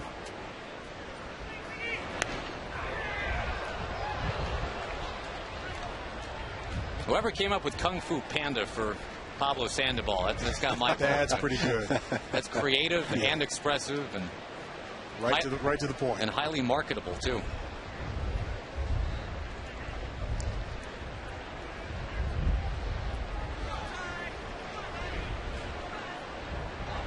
One and two to Wigginton. The Wigster fouls it out to the right side. A crowd of about 20, maybe 22,000 here today. Matt, what about that crowd last night? 41,000 plus to come on out and see Cliff Lee. That was impressive, very impressive, and especially the walk-up I heard was over 14,000. That's very impressive, and that just shows you what having a quality player on a quality ball club will do for you. Wilson, by the way, already at 100 pitches. Lee went all the way yesterday in the mid-90s. 95 was the total. That was to get through 9. CJ is at 4 1/3 innings today. He's at 101. Mac, we were talking earlier about players, no matter whether you're a star player, an all-star player, or a utility player, going through stretches during the season where you've got great timing, where you just feel like you're going to get a hit every time, and then you can come out the next day and there's just no timing, and you wonder what happened. You're a switch hitter, so you probably experienced that worse than other people. It was at times it was terrible. Normally for a switch hitter, you normally have one side that's going very well, but I'll tell you, when neither side is working for you, that's a tough day. That's frustrating. That's very frustrating. There are times when you go up there and it feels like you've got the bat upside down. You're trying to hit with the handle. I know I did a lot, an awful lot. So you literally, as a switch hitter, can be in a groove one way and a slump the other way. Definitely. No doubt about it. Kinsler the backhand and tried to shuffle it to Blanco, and it just kind of stuck in his glove. It's going to be a real tough double play to even ponder. Ooh, they're going to give Ian an error on that. Fielder's choice E4, and that'll be only his second error all year. That was a tough play, but it's a play that if you go for one, you'll have a pretty easy time making it. Ian is going to try to turn two, it looks like, Mac.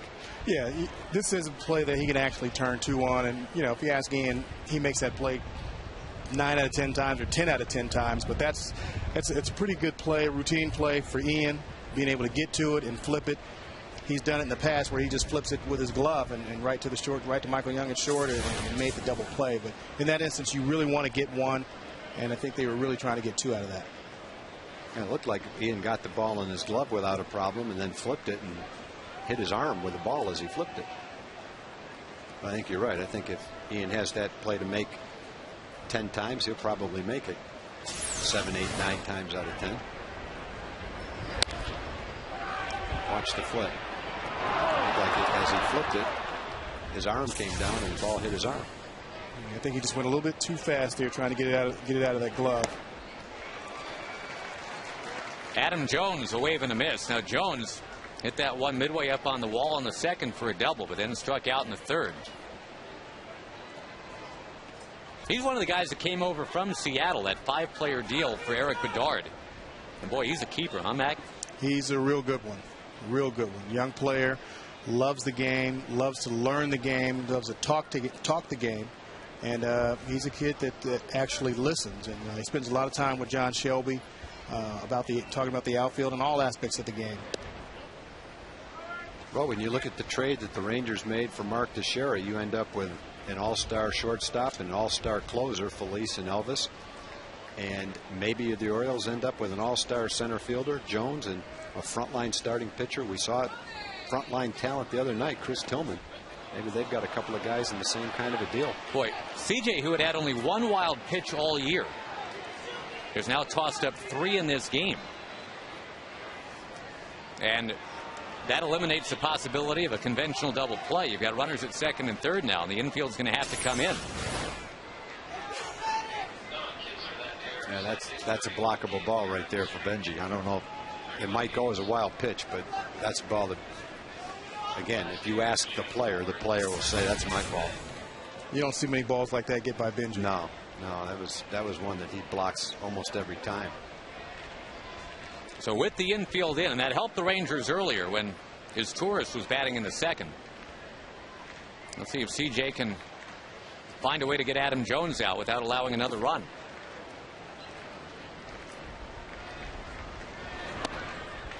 On his way, it's 2-2. Well, that pitch has given Jones trouble. He struck out last time after a couple of those breaking balls down and in, and he's behind in the count with the same pitch this time. Yeah, Adam likes to get his arms extended, and when you go run it in on him a little bit hard, he has a tough time getting to it. And I think that's probably his only hole. But you've got to hit that spot, and if you don't hit it, he can make you pay for it. Yeah, you're right, exactly right, Mac. That's what happened last night with Cliff Lee. Cliff Lee, I'm sure, tried to throw it down there, but that was one of the pitches that he did make a mistake on. That's the ball that Jones, breaking ball, that he hit out of the ballpark to dead center field.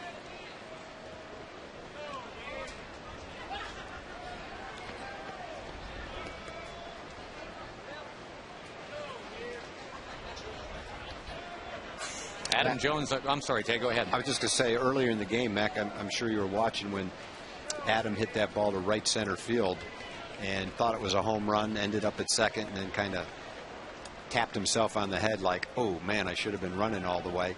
On that kind of a play, is that something a player would say something to him about? You've got to go all the way to get a triple, or you just let it go because he already knows that he should have? I don't know that they have a player on that team that's capable of doing it. Miggy may be the only guy that would be able to say something to Adam about that. But I think when he tapped his helmet, he knew that we were going to have a conversation about it. Yeah. But, I think Miggy's probably the only guy on that ball club that can have that conversation with him. And he really just sit there and listen, and because I think he's got a lot of respect for Miguel. Is that the kind of thing Cal Ripken would have done too, or did Cal not really extend himself like that? Cal picked his spots. Wouldn't necessarily do it in the dugout, but he would pick his spots. It could be at the hotel or somewhere where you just wouldn't think it. And it may not just have to necessarily be at the ballpark, but he would definitely pick his spots.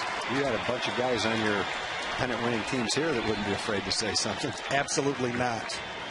We wouldn't have had it happen. On 3-2, CJ jams him, and in center field it's for Bone. And no fire. Thank you very much. Tejada will retreat to third. So it took a while for all that to develop. There was a deep count. Wilson would step off. Jones would step out. And finally, CJ prevails. Now he's got to get Jake Fox. Don't you have to make him throw you out on that one, Max? You have to make him throw you out. You're up 3-1. He's got to throw me out. I'm sending him all day long. I'm running. If my third base coach puts up a stop sign, I'm running through it. We'll be talking after the game, but I'm going. Right. Doesn't look like CJ will get the opportunity here to face Jake Fox, even though he has struck him out twice. Well, he's at 110 pitches right now. Yeah, I think that's the prevailing wisdom here. 110 pitches in 95-degree heat. CJ wanted to continue, I'm sure. But it'll be left to Darren O'Day to clean up the mess.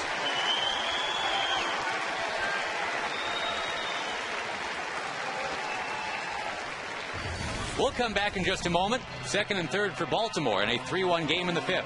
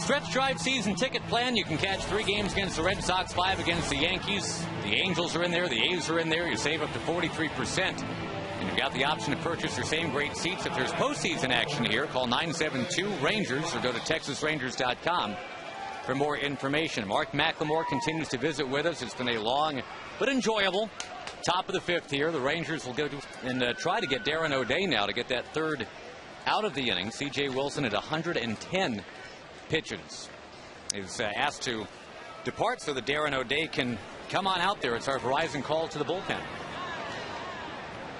Well, CJ gave up 3 hits. They were all in the second inning.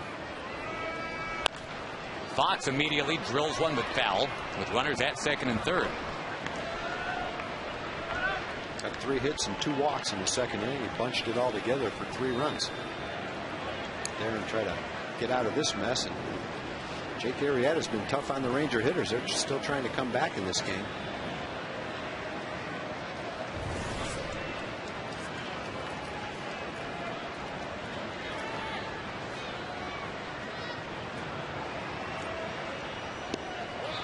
Well, the big difference, I guess, you look at Lee yesterday and Wilson today, the 2 lefties back-to-back.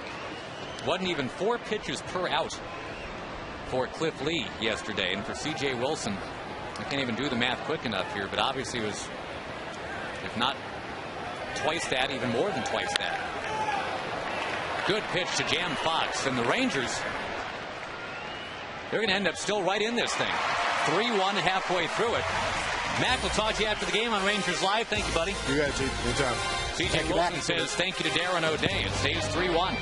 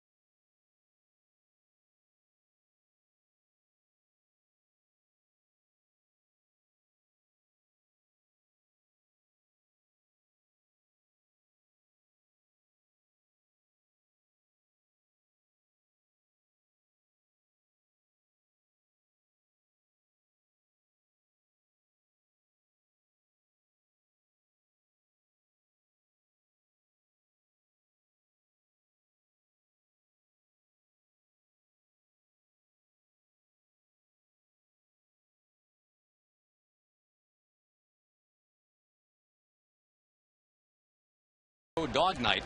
You can bring your dog with you to the ballpark, see the Rangers and the Angels. You got to register by July the 21st. Be a part of not Dog Day afternoon, but Dog Day evening. All right, time for the Rangers to get going now. Jake Arrieta stepping into the role vacated by Chris Tillman. And Tillman yesterday kept the Rangers in check all the way pretty much through the 8th inning. Today it is Jake Arrieta out of Plano East coming home and 3 hitting the Rangers. One of those hits supplied by Chris Davis.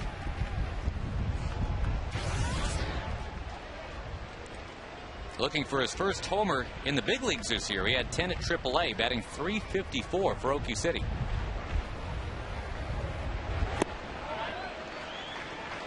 I'm going to put in the call here, Tag. Chris Davis would like to officially announce that he is along for the rest of the ride here. It should be a fun ride the rest of this summer. Well, he hit a tough pitch hard the first time up, pitched down and in, ripped it into right field for a base hit. You know he's swinging the bat well. The way he was hitting in the minor leagues, 345 or 350. Ooh, outside corner. Indians and Rays are going into extras now, tied 5-5.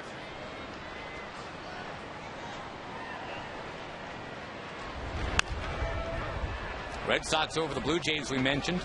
Boston trying to turn it around. And Toronto, after all the hullabaloo in April and May about them hanging right in there, they're going to hit the All-Star break under 500. A's to lead the Angels, by the way, 1-0 in the 3rd.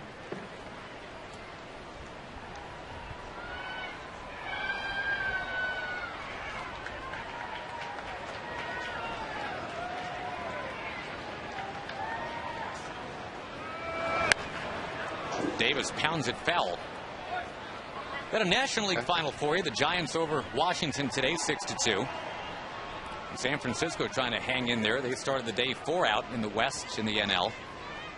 Colorado, the sleeping giant, has woken up again. They've won 6 straight, and they're a game out right now in the NL West.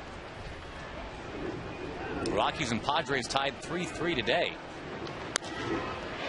golfed into left field. Whoa, and it almost got by out there. Took a crazy little spin. But now Davis is 2 for 2. Well, it wasn't a home run, but it's a good start to the inning. So I'm gonna give you at least a push on that. Well, appreciate it, Tag, but I wanna earn him. Boy, it's another low pitch. The last time up, he had a low pitch, almost that low, down and into right field. This pitch is down and out of the strike zone. He hits it nicely in the left field for a base hit.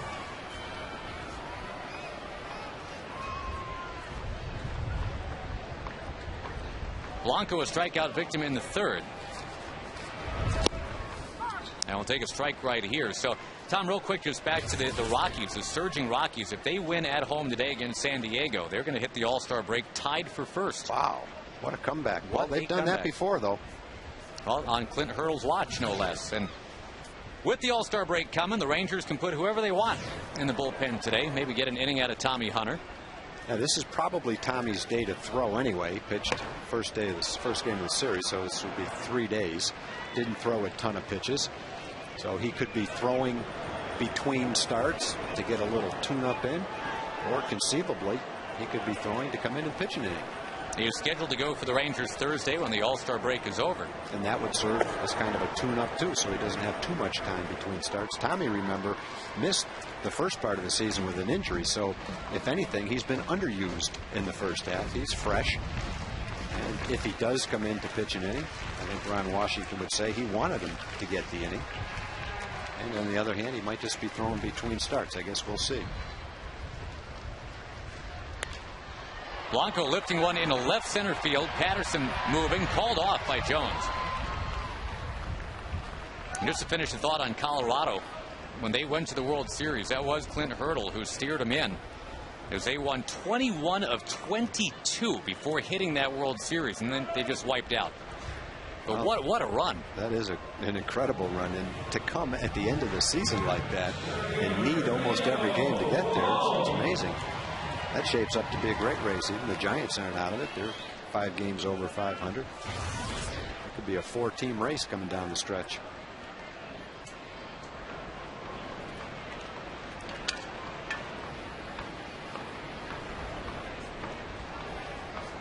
Top of the order, Julio Borbon, and he's going to push a bunt past Arrieta. That's what we're talking about. One play to make, and Arrieta, had he fielded it in one motion, might have been able to go get it. But that is a bunt that you love to see from a guy with that kind of speed. You know, the Rangers have been trying the bunt a lot over the last month or 6 weeks, but they haven't been able to accurately get the bunt down. That's a different story right there. That's a good bunt. Got it by the pitcher, in front of the second baseman, and then with his speed, he ended up beating it out. Arrieta actually is in great position to field after he throws the pitch and almost made the play. Now you've got a couple of men on for the middle of the lineup, and that's what you like to see as well. But the better and better that Julio gets directing those bunts there and down the third base line, if he can get 12 or 15 bunt hits a year, be the difference between hitting 275 and 295.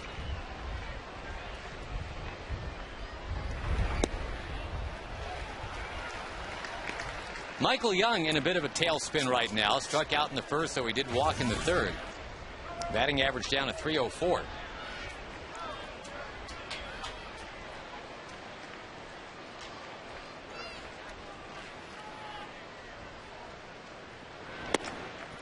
Backhanded by Tatum. That was almost second and third.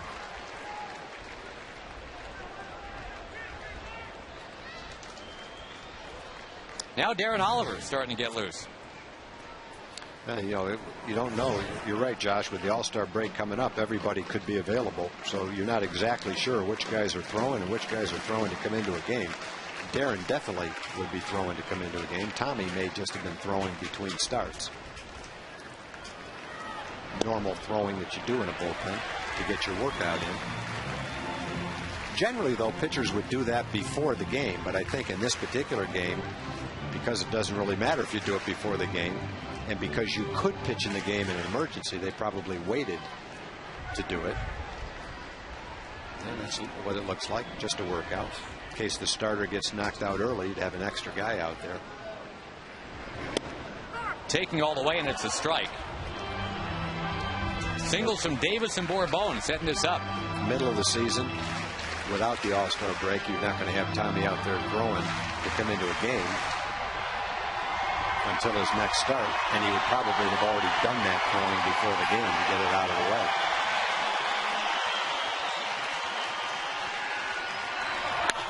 On the ground is short, right through the wickets of the lead runner, and the Orioles turn 2 on Michael Young. Boy, that had so much promise. Up in the count 3-0 with 2 on, 1 out. Then on 3-1, a double play.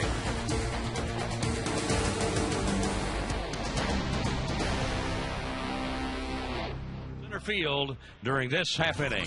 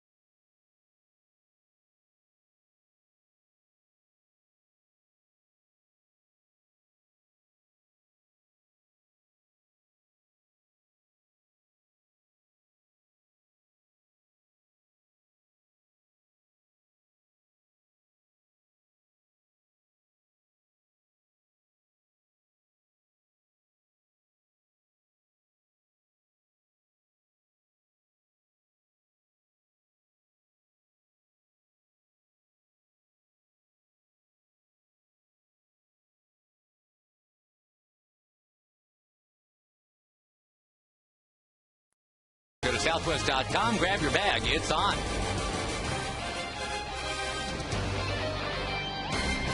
Rangers about to send 6 to the All-Star game. And with the All-Star break coming, it's beginning to look like maybe that's coming at a pretty good time for the Rangers, who had that amazing June, 21-6. If they don't win this one, their July will start out 3-8. But they'll have 3 days to just kind of wipe the slate clean, take a breath. And they better be ready to rumble on the road, because it's at Boston for 4 and at Detroit for 3. Those teams are obviously pretty tough.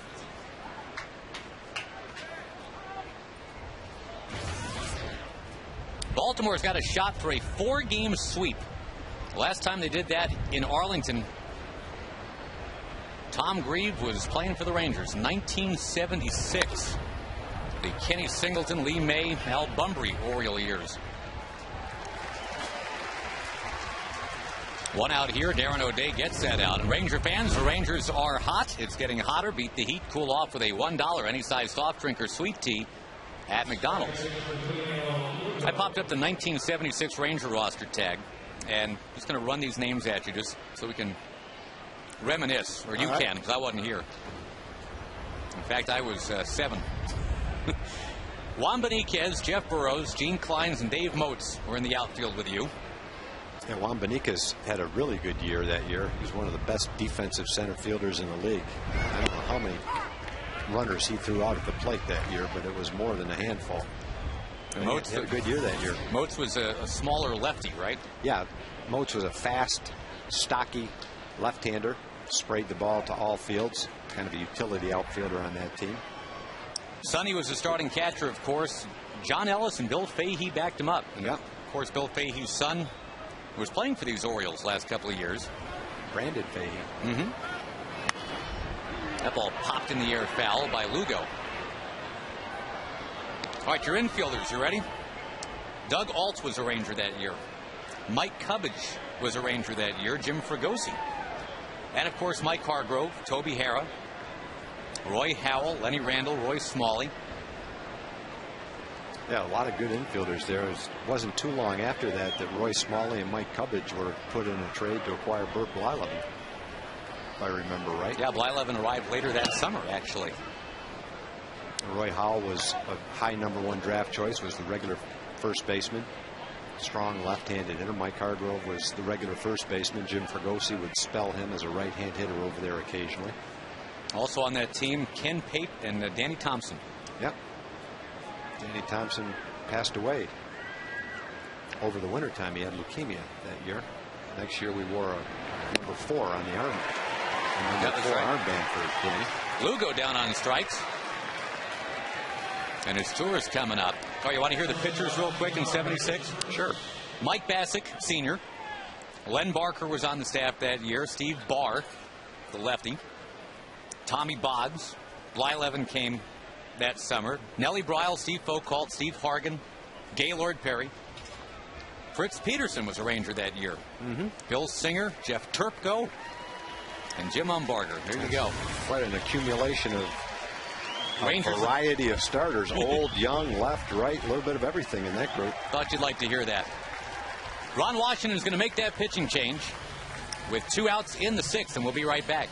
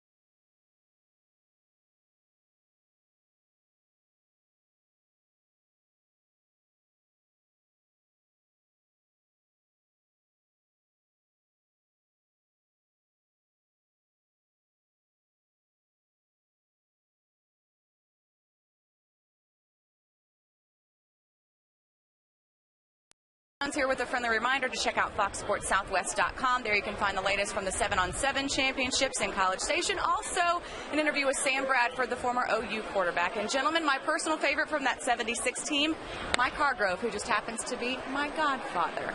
Wow. Really? Yes, he and my dad were good friends in high school, Perryton High School. Wow, Right. isn't that nice? The Perryton, out in the Panhandle. Yes, the Perryton Rangers. And then he went on to play junior college ball for a team called the Rangers. And then he actually came to the Texas Rangers. So a Ranger through and through. Thanks, Sam.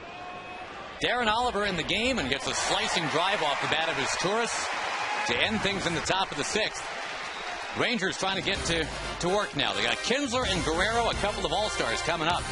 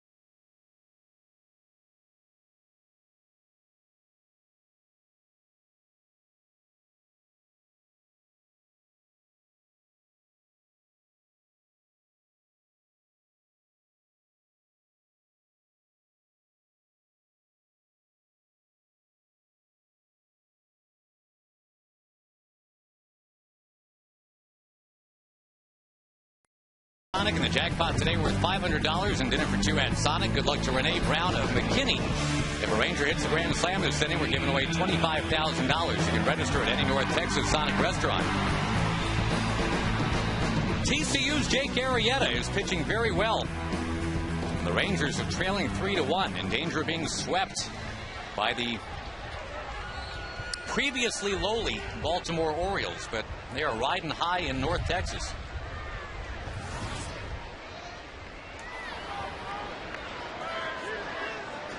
You got their second baseman, perennial all-star Brian Roberts on the DL. Their closer, Mike Gonzalez, on the DL. It was not supposed to be a big-time year for them anyway, but this has been the highlight of their year so far. Taking on a first-place team in their ballpark and winning the first three. Kinsler, who homered earlier, is going to ground one to Tejada, who will spin and get his man. One out.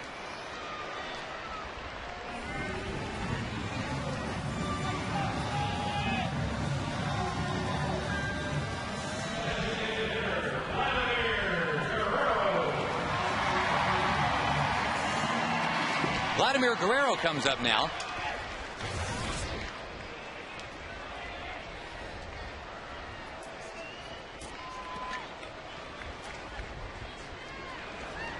We've remarked all series how Vlad's been being pitched inside. He'll slam that one towards center. Boy, that's the third rope like that he's hit in the last two games that an outfielder has caught. All you got to do is get that up in the air, and that's up on the grass.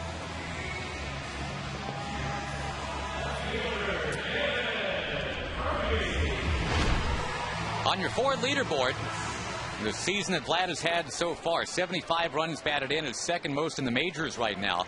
Of course, dwarfed by what happened with Wando in 1998. Joining Hank Greenberg is the only other guy to have 100 at the break.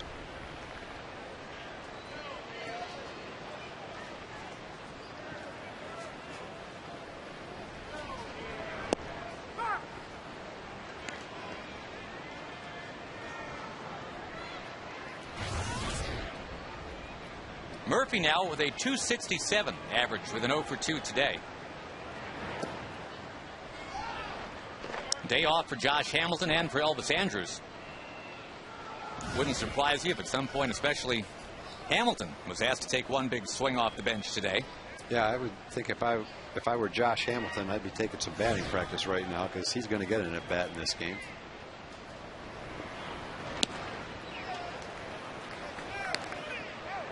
Well, Arrieta with a pitch count just now reaching 80. Oh, he's got good movement on his sinker. His two-seam fastball is 90, 92 miles an hour. It tails away and down to a left-hand hitter. Good movement on it. He's got a good slider, good curveball. Murphy rolling one off the glove of a diving Julio Lugo. And the tying man coming up, it's going to be Nelly Cruz. Well, the Rangers have a lot of guys that can hit a home run, so as long as you got the tying run at the plate, tie game is on the horizon. The Rangers only 1 for 8 with men on base today, and that one hit was the bunt from Bourbon. That is center square right there.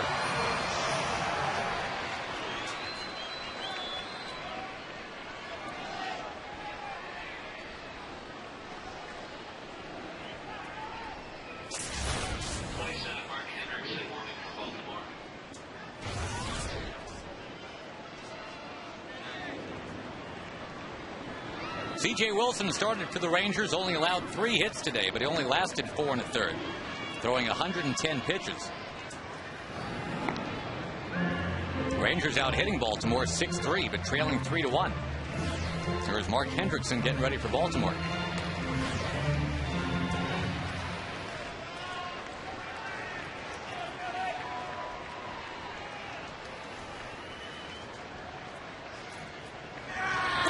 Getting away, and down to second is Murphy now. A little bloop base hit like Cruz had last time up now. We get the Rangers on the board again.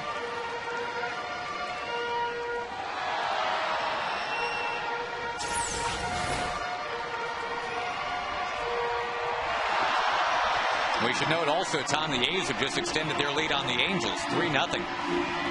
End of the 4th in Oakland. Jack Cust just hit one out. That's Jared Wheeler, too.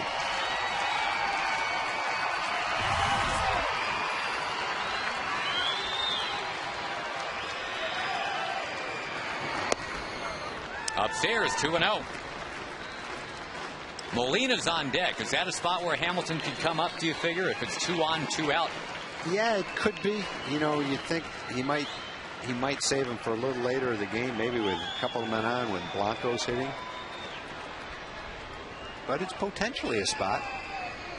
I don't know if you're going to get a couple of men on again.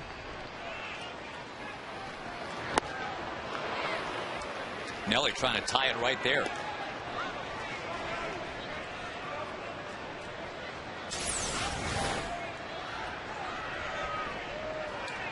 Remember, Cruz began the year with 7 homers in his first 11 games. He was the talk of baseball. He's hit 4 home runs since then. It's been a lot of time on the DL.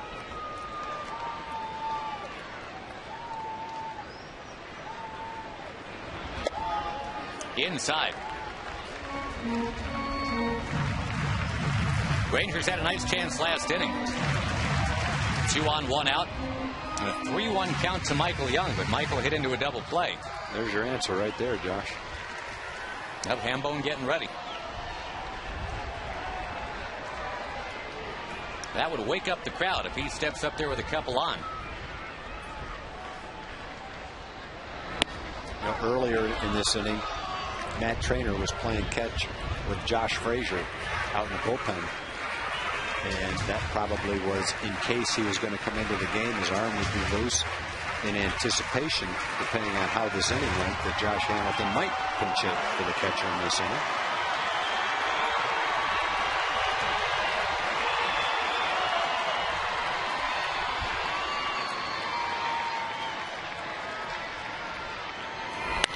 On the ground, and there's his Turris.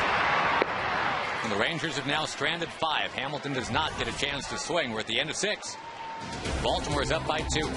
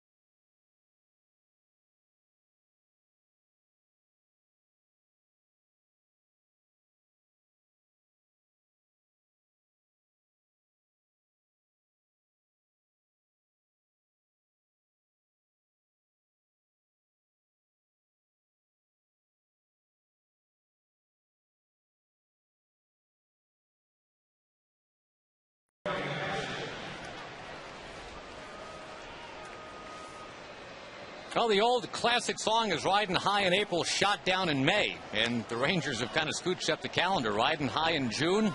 And so far, July has bogged them down. And that doesn't mean that it's going to continue that way. The Rangers, in fact, in this one can still turn things around. There's plenty of baseball left, but it is 3-1 Baltimore today. The Rangers, after a 21-6 June, are in danger of a 3-8 July. The accompanying piece of good news on that front is that the Angels are struggling too. Losing today 3-0. Well, in the last 10 games coming into today, both teams are 3-7. So the Rangers have stayed exactly where they were 10 days ago because the Angels have also gone 3-7. So all you've done really is tread water, and you've bought some time. Yeah, you've kind of weathered your bad streak during the season and haven't lost any ground. That's not nice to be in that streak, but it's good fortune to be right where you were when you started. 1-2 to Corey Patterson, who's been a total Ranger buzzkill for 4 days here.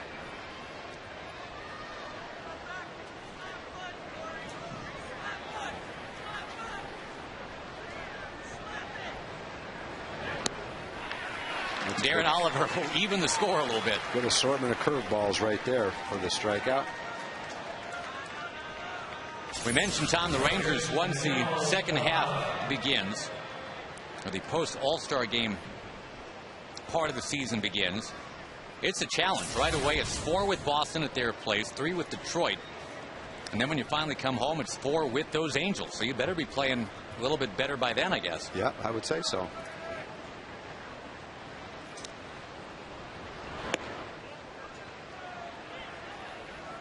The Rangers will have a stretch starting on July 22nd where they're going to see the Angels 7 out of 10 games.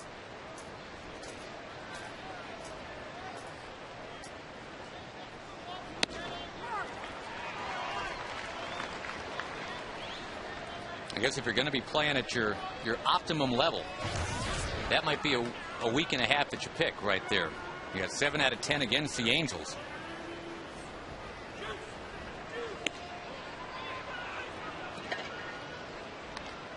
Of course, when the Red Sox are home and the Tigers are home, their fans are going to be saying, well, you got the first place team from the West coming in. Better be ready for the Rangers. It's the truth.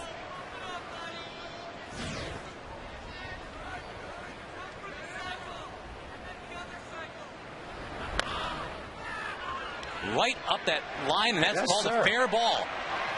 Tejada will argue about that, but Benji Molina very alertly just pounced on it. See, here's a player who thinks it matters where the ball hits the ground. That ball can bounce a foot behind home plate. That doesn't matter. It's where it ends up.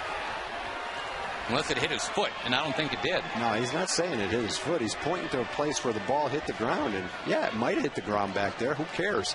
If it spun and came back fair, it's a fair ball.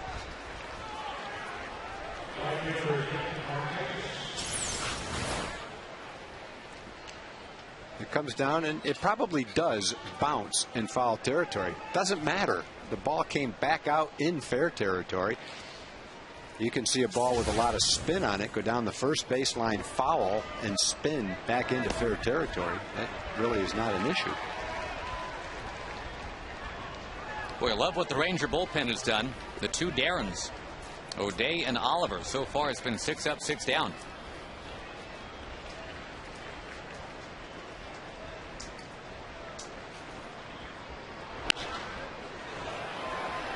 And Markakis is behind 0-2. Well, Markakis came into the game hitting .385 against lefties. CJ came into the game with an .091 batting average against left-hand hitters, and Markakis went 0 for 3. Flied out to right twice and struck out. Although one of the flies to right field was almost a home run. Went to the warning track, got jammed just a little bit. Past the mound, and there's another 0-2 base hit for Baltimore. Well, on that one, it still was a good pitch. It jammed him. It was a dribbler up the middle. Not a terrible 0-2 pitch. Some of the 0-2 pitches we've seen have been bad pitches that the pitcher made a mistake on. That one wasn't terrible. Got the ball in on him. You can see the catcher inside. The ball is pretty much where he wanted it. And Markakis makes some slight contact and found a hole. Got righties coming up next. So Ron Washington will go get a righty. That was the Orioles' first hit since the second inning. Come back and tell you about the new Ranger pitcher in just a moment. Ogando on his way. It's 3-1 Baltimore here in the top of the 7th.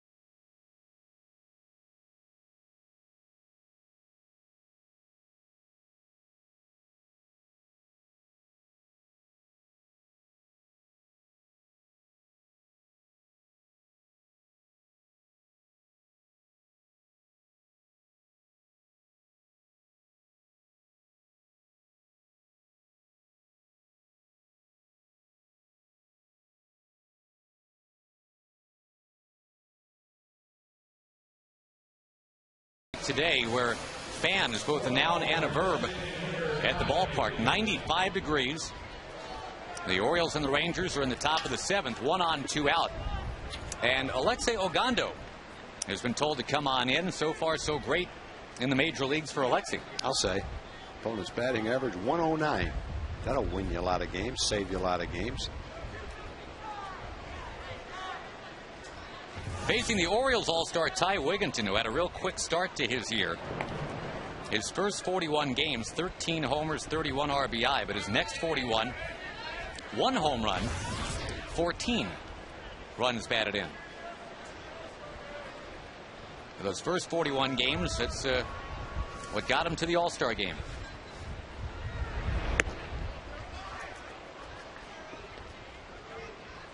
Oh for 3 in this one. Getting 3 at-bats against the starter, C.J. Wilson again. C.J. only allowed 3 hits. Has allowed only 5 now in his last 2 starts combined, but C.J. walked 5 today.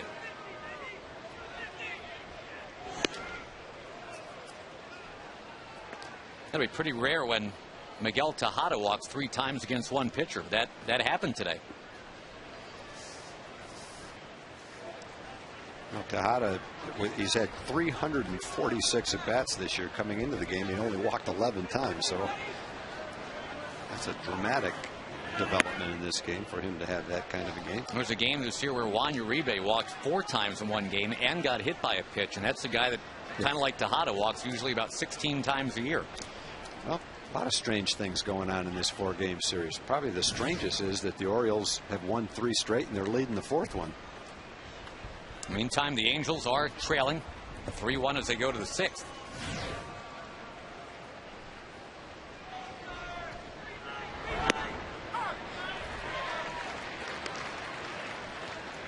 Now, Benji Molina is set to lead off in the bottom of the 7th. We'll see if that actually happens or if that's the spot for Elvis Andrus to pinch hit.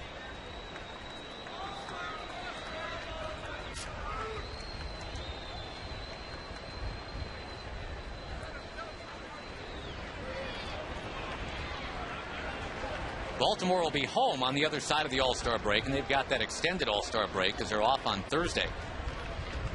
Not much of an All-Star break for the Rangers, really. Wednesday afternoon, they'll be flying into Boston. Play right away on Thursday night. Yeah, I compared that to, I think it was last year, where we had a 4-day break at the All-Star break, and the game after the All-Star break was here. So that's 4 straight off days. Yep. That was really nice. This year it will essentially be 2 because of the travel day. Well, the Rangers had that stretch earlier in the year, 3 off days scheduled in 8 days in the middle of the season. Unheard of. On 3-2, runner goes. Off of Ogando and shooting over to Davis, who's got it. To Ogando, not in time. And all the way to third on that crazy play is Markakis. Washington out of the dugout to argue. That was almost some kind of play right there. Chris Davis, a diving stop after it hit Ogando in the foot. And Ron's going to argue that Wigginton was actually out at first.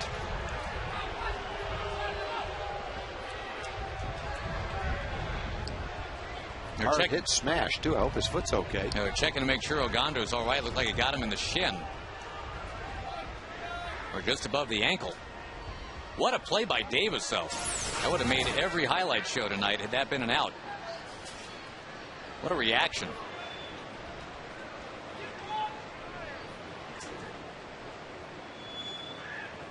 And Ogando alertly turned around to hold that runner at third. We've seen a few times in baseball history where somebody will just freak out after they thought they got the out, didn't get the call, stand there and argue while the run comes around and scores. And it turned out it was a good call at first base. It looks like the sliding foot beat the running foot. That's a weird way to go in, but Wigginton helps out the umpire with a call of his own.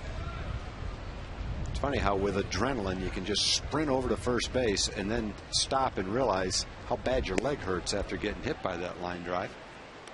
Looks like he's okay, though. That's good to see. Ogando has come up and become a major part of the bullpen. He came up as a guy that I think Ron initially wanted to see a little bit of him before he decided how to use him. might have anticipated using him in games where you were behind, non-pressure situations, but as it's developed, Ogando's a guy you feel good bringing Ogando in anytime. You think they trade Chris Ray if Ogando hadn't showed that? No, I don't.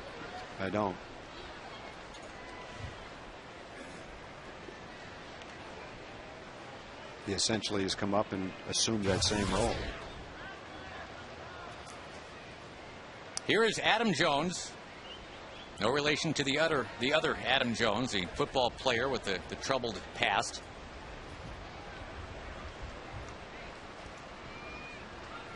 That got this Adam Jones a little bit of a hassle when the Orioles were going to play in Toronto about a month and a half ago. He happened to get a customs agent who was actually a sports fan and saw an athletic-looking guy saying, "I'm here to play professional sports. My name is Adam Jones." And customs agent's like, "Oh, really?" But check your rap sheet. In for a strike, 1-1. Yeah, the Orioles were actually detained as a team while they waited for Adam Jones to explain he was not that Adam Jones.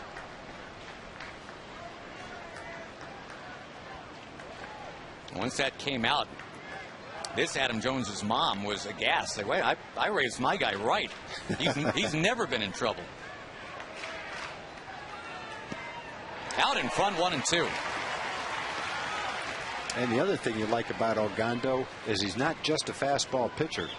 His breaking ball is a pitch that he commands pretty well. And it really gives the hitter a problem when you can change speeds on a breaking ball and then come back, if you want to, with a 97-mile-an-hour fastball.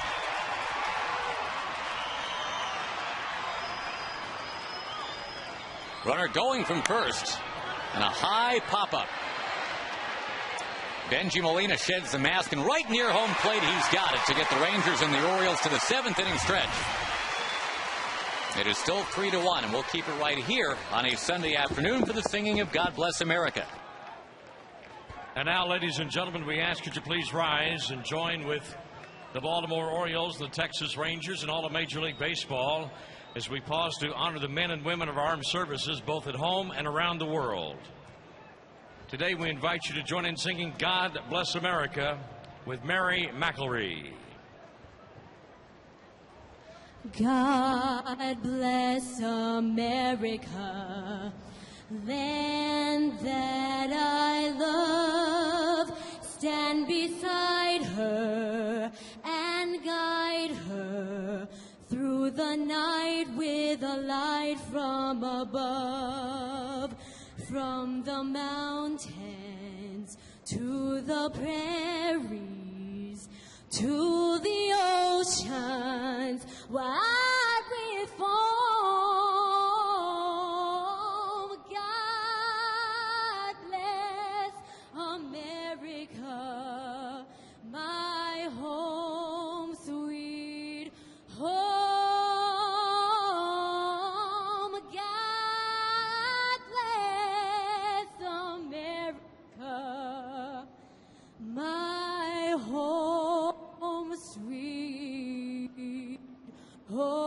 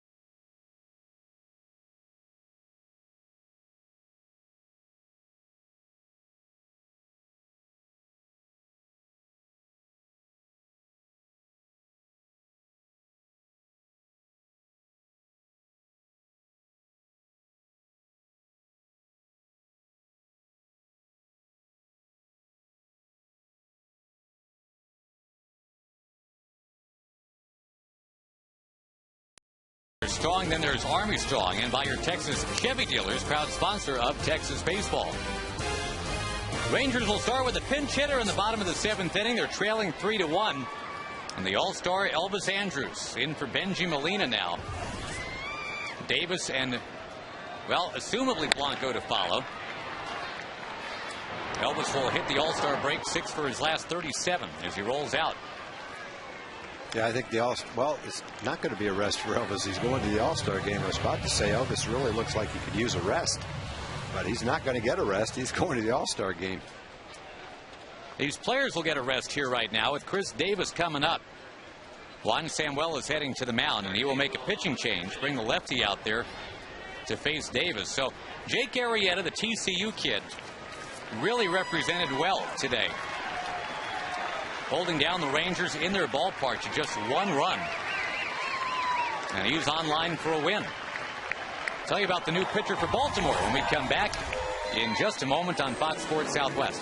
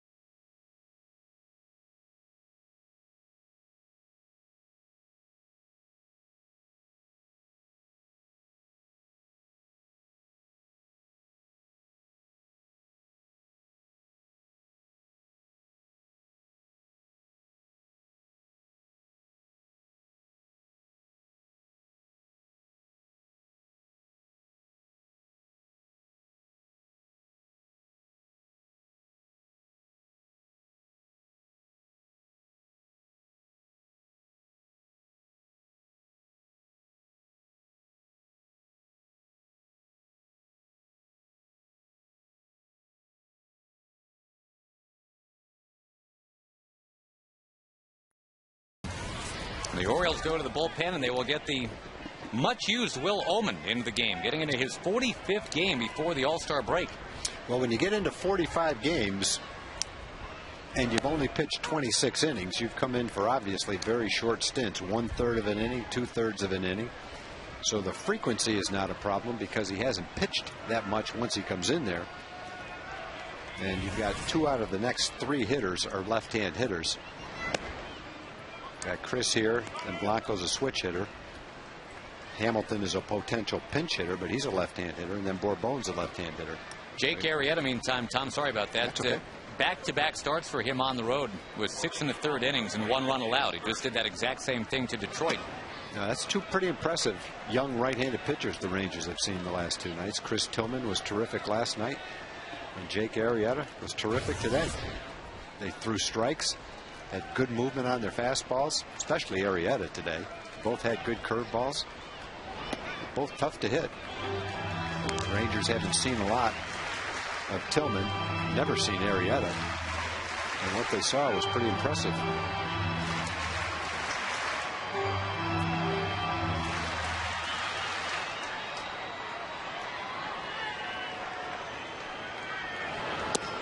Down and outside, and Davis is on for a 3rd time. That's not what they were looking for. Josh is going to pinch in. Yep, this is the time, even though it's going to be against a lefty. You got a chance to tie the game right here.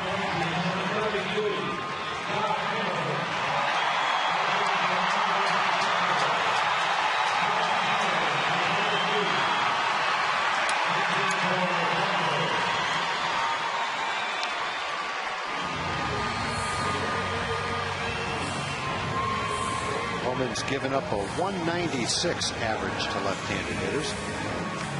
He has been a good specialist for Baltimore coming in these situations. Good day for Chris. Chris has a couple of singles and a walk.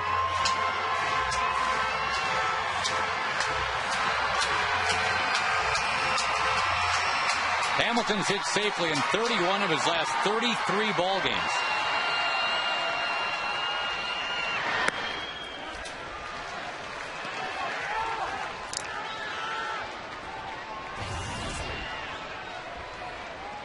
Right now, just a point behind in that race for batting average. 2 home runs off the lead. I say he went right there. Spectacular all-star, if not MVP, season. And trying to get the Rangers now maybe into a 3-3 tie.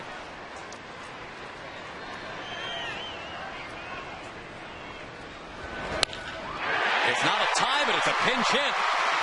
And it's bobbled out there. But quickly Markakis gets it in. The pinch hit for Hamilton brings up Bourbon. Yeah, and he's lucky he didn't hit a home run on it. It was a pretty good breaking ball to hit. Stayed up in the hitter zone. And Josh ripped it hard. Just didn't get it up in the air.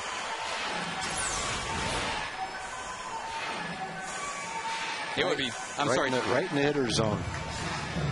I was going to say, Tom, be real nice when they're talking about Josh on the national telecast Tuesday night to talk about him as the leading hitter in the American League. And he might have that opportunity now. Miguel Cabrera today was 1 for 3. He's at 346. I believe Hamilton just pushed himself to 347. And Arias, it looks like, is going to pinch hit for Bourbon right here. Well, and it'll be mix and match. Arias can go in for Blanco.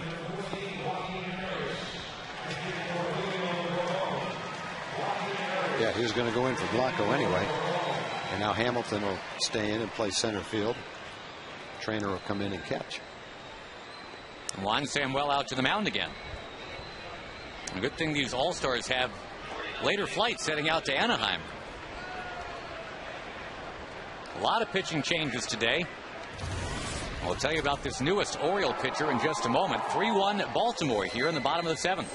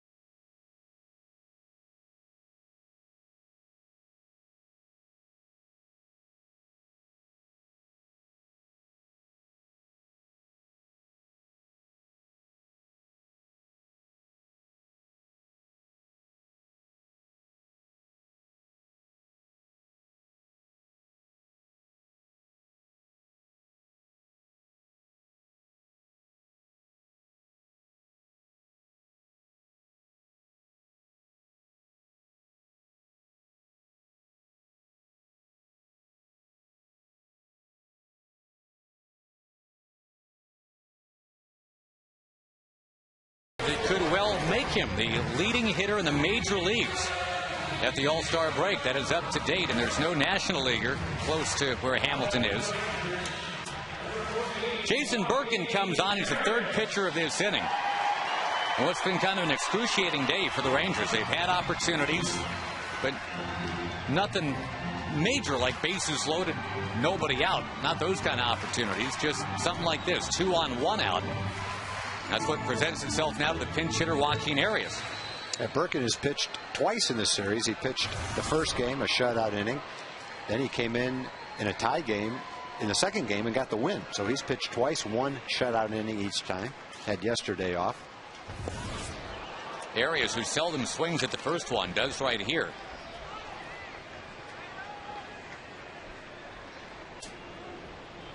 third pinch hitter of the inning. Andrews grounded out. Hamilton singled, and now here's Arias. He'll pop it towards right. I think you can accurately say he hit a pitcher's pitch right there. Birkin just got him to lunge. A little bit over anxious in that at bat. Michael Young will try to get it done now. He hit into a double play in the fifth inning. Hit it hard.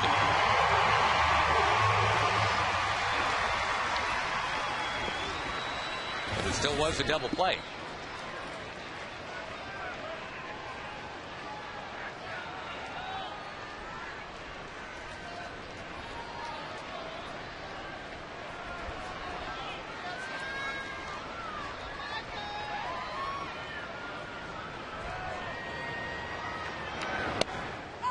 First one is strike one.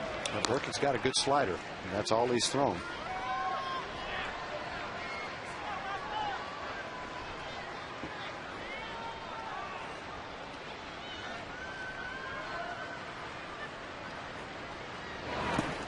Blocked by Tatum, who again has had to really get a lot of work in here. The injury to Matt Wieters has made him the everyday catcher in this series.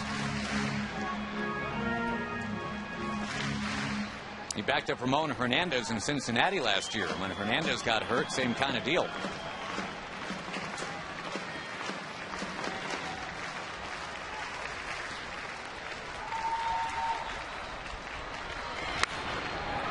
Slapped into the crowd. Kinsler's on deck. He's accounted for the only Ranger run tonight with a first inning homer. Keep saying tonight. I know it's today. Tonight, for a lot of these Rangers, it'll be a trip out to the West Coast. Get ready to play in that All-Star game, which you'll see on Fox on Tuesday night. A record 6 Rangers heading out.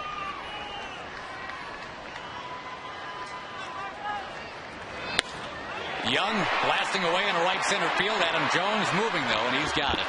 The Rangers strand 2 more. End of 7, and the Orioles poised for a sweep. They're up 3-1.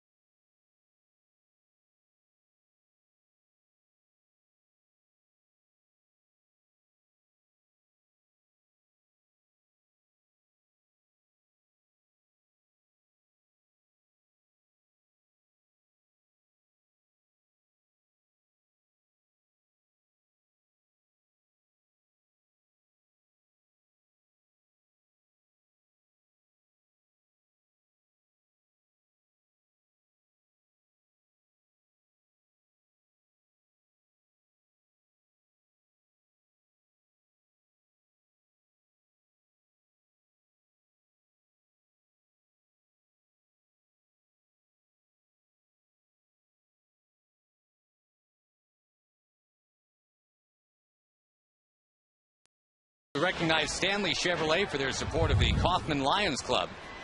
For more information on Chevy's commitment to Youth League Baseball, go to ChevyTexasBaseball.com. Some changes for the Rangers. Matt Trainer is now in the catch. Of course, Benji Molina was lifted for the pinch hitter. Trainer will actually now be batting leadoff. That's how crazy this whole weekend has been. Elvis Andrus stays in the game. The first-time All-Star.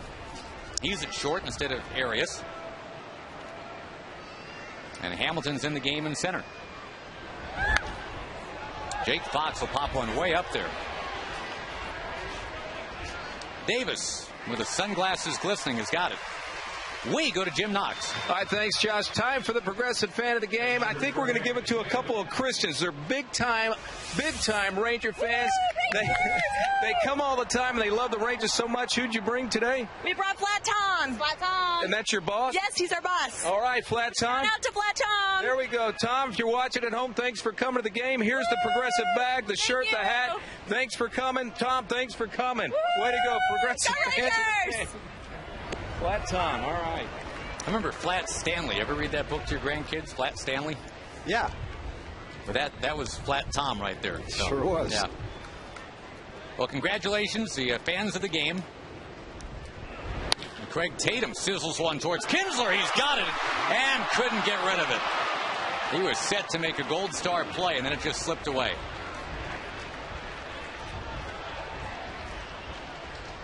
A frustrating day, even though he's hit a home run today. Kinsler charged with an error earlier. No way that's going to be an error, but that's a play he would have loved to have been able to make.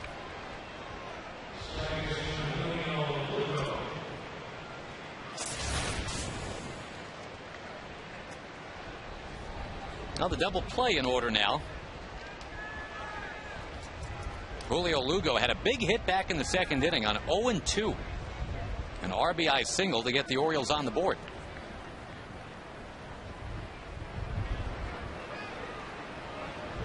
Biggest hit once again was a two-strike hit by Corey Patterson. Of course, he had one of those to tie it up in the ninth the other night.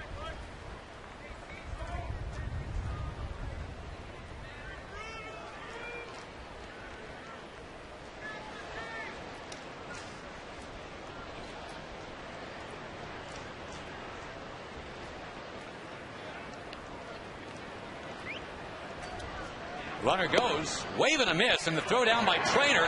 Kinsler turns around and couldn't get the tag down. And he's going to argue here with Jerry Meals. Well, he got the tag down in time, but I don't know if he made the tag. Don't know if he actually came in contact with the foot. You're right, and that's what Kinsler and Jerry Meals are at odds about here.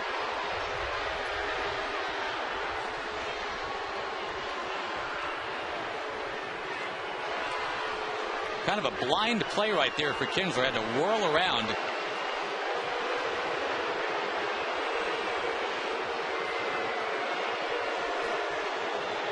Boy, guys that you wouldn't think of stealing bases have stolen them today. Chris Davis and Craig Tatum.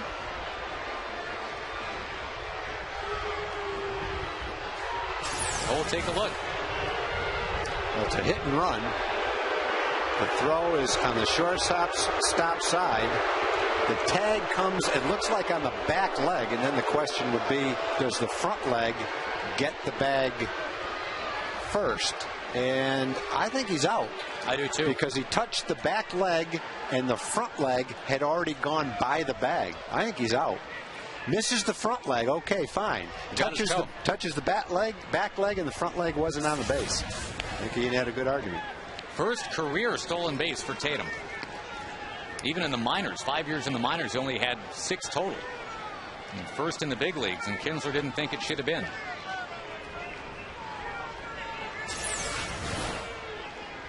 Front leg, okay, he misses it. It's off the bag, and he touches the back one. Yeah, you can see the toe kind of. Pretty easy for us to look at that from that angle in slow motion. A little different call for Jerry Meals. That's a tough one to see. And I'm not even certain that that's what happened. He has to be certain with his call as it's happening from a slightly different angle. Entirely different call. Now, both the Rangers and the Angels are losing 3-1. Oakland's got that lead in the 6th inning. Oh, and now it's up to 5-1, we were told, as they go to the 7th. Boy, 2 contenders limping into the break right now. Yeah, as we're talking about the Rangers needing an all-star break. Same deal for the Angels, it would appear. They've been outscored now 20-2 the last 2 games by the A's.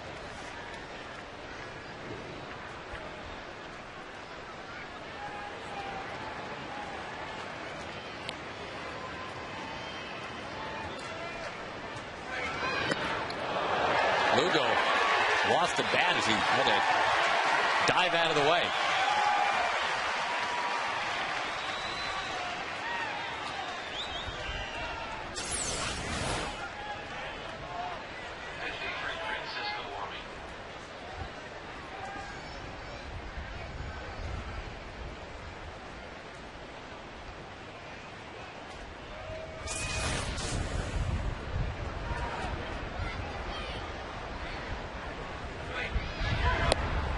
Now going outside. 3 balls, 2 strikes. Frankie Francisco warming in the Ranger pen.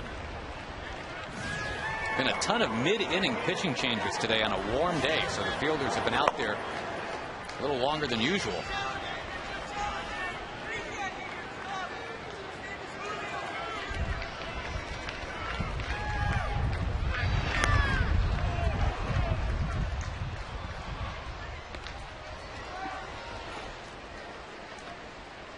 Well, the Yankees now lead at Seattle, Tom, 8-1 in the 7th. The Mariners opened that game with a couple of errors. And the Yankees are going to hit that all-star break in first.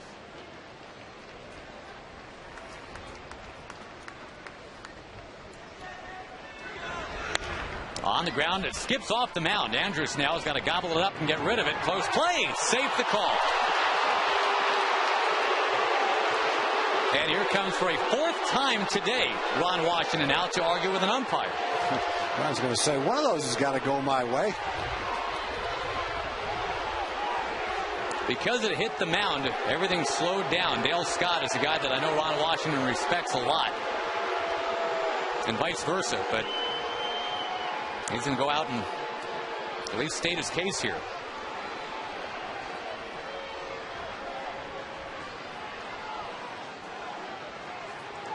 There'll be runners at the corners for his tourists. Mike Maddox ready to come out and talk to Ogando. He's going to wait, I guess protocol-wise here, wait until his manager is done talking to Dale Scott.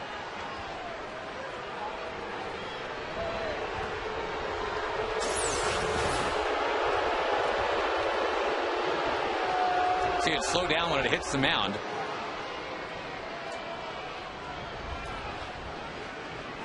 Bang, bang play.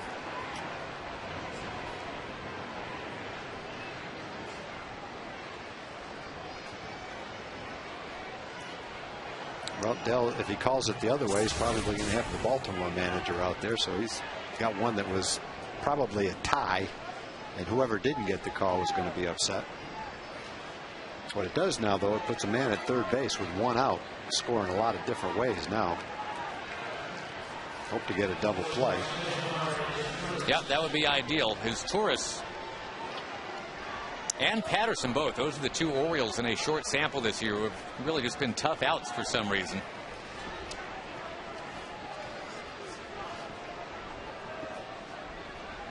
Runner being held on at first, Young in a bit at third. But up the middle, Kinsler and Andrews a double play depth. That's really what you want, is that DP.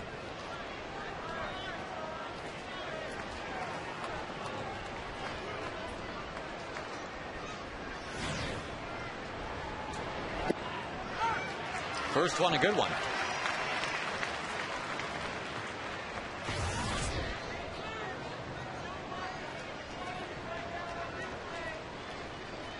By the way, Justin Smoke has his first hit as a Mariner today, Tom. Good. But the Yankees still lead by a bunch.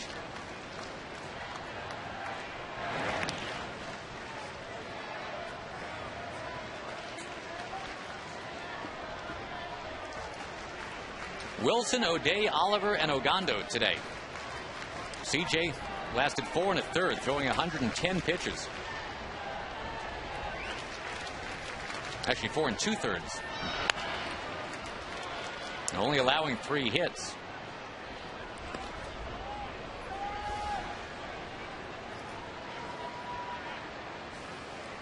Three wild pitches was unusual today. 2 of them while Tejada was on base in the first inning. CJ had thrown only 1 wild pitch all year.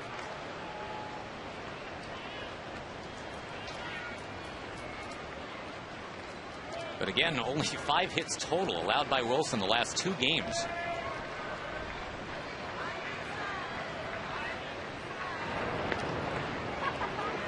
Just that one inning that did not go his way. Had to throw 37 pitches in the second inning and was almost out of it in a 1-1 tie, but Patterson just slapped that double in a left. That knocked in the next 2 runs.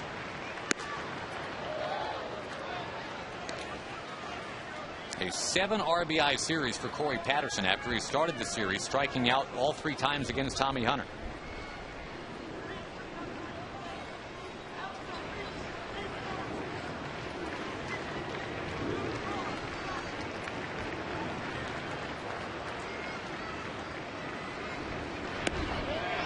A little bit outside 2-2.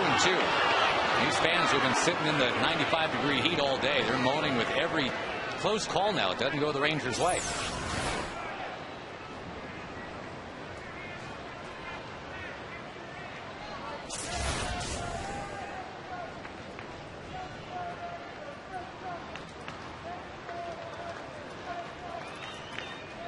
Love to keep it at 3-1. The Rangers will have Kinsler and Guerrero starting off the bottom of the 8th against that Baltimore bullpen.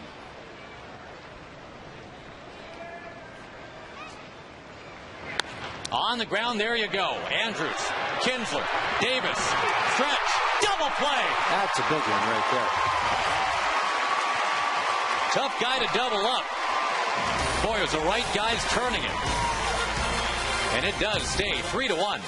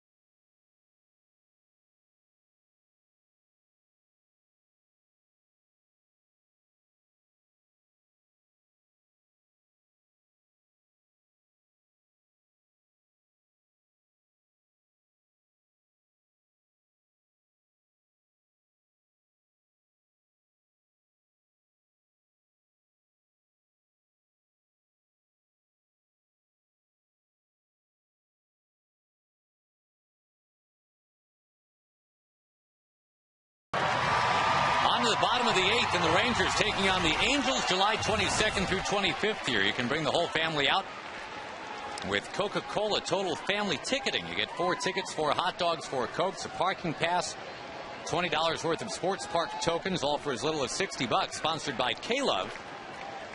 TexasRangers.com has info, or you can call 972-RANGERS.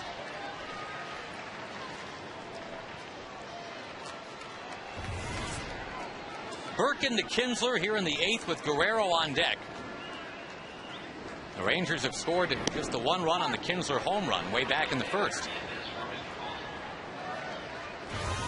Kinsler with the 3rd best on-base percentage in the AL. The right guy to have up there here. Will send it down the line, just foul.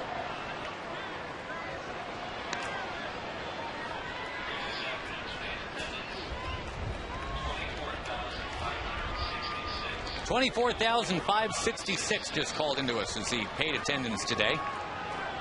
And a warm Sunday afternoon right before the All-Star game.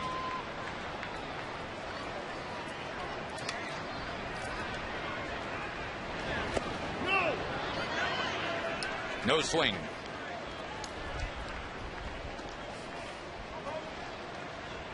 Rangers haven't been swept in a 4-game series here at home since 2005. The Oakland A's did that.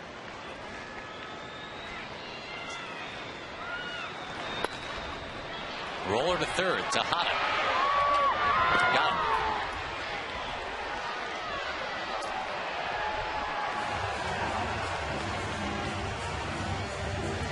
Now Vladdy, and let's see if at the very least one of these line drives that Vlad's been hitting of late can actually find some open space. Well, he's hit 2 rockets today, one to center, both of them to center, as a matter of fact. Both of them been caught. One to left center, one toward right center. Vlad can end up tied for the American League lead in runs batted in at the All-Star break if he hits one outright here.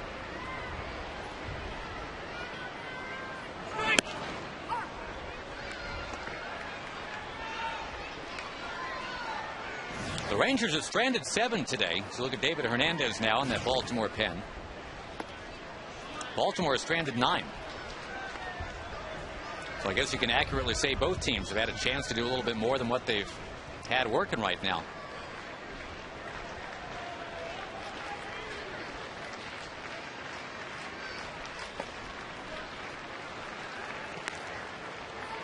All the scoring came in the first inning and a half. Been zeros all the way ever since.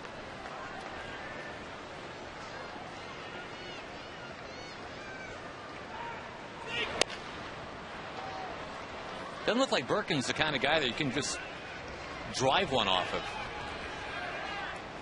Well, Birkin, he's making good pitches. He's got a good slider, and he's throwing it in tough locations. He's not hanging it. He's keeping it down and away. And so that's accurate. The Rangers have not had many good pitches to swing at.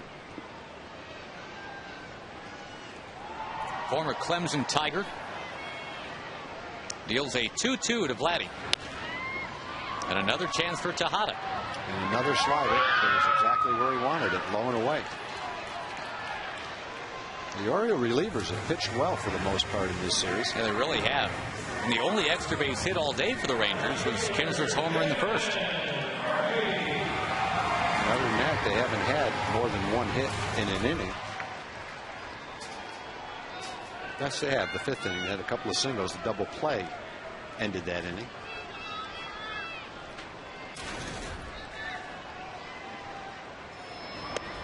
Murphy takes up and outside. Again, the Angels trailing today. But that's allowing the A's to insist that they're still in the race, the way that's going.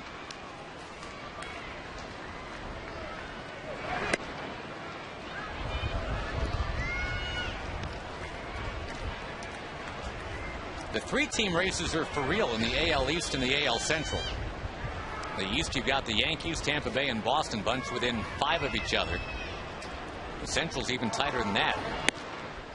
White Sox now a half a game up on Detroit and 3.5 up on Minnesota. Who's got the biggest division lead now? That's Atlanta. The Braves have won 4 straight, and they came in today up 5 on the Mets. Santana shut him out today, so it's back down to 4.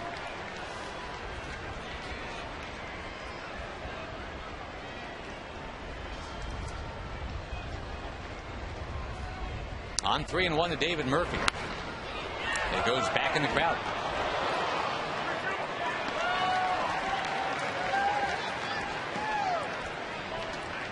The night game tonight is the Cubs and the Dodgers. And Carlos Silva against Vicente Padilla. Silva's 9-2 for the Cubs. What a saving grace he's been.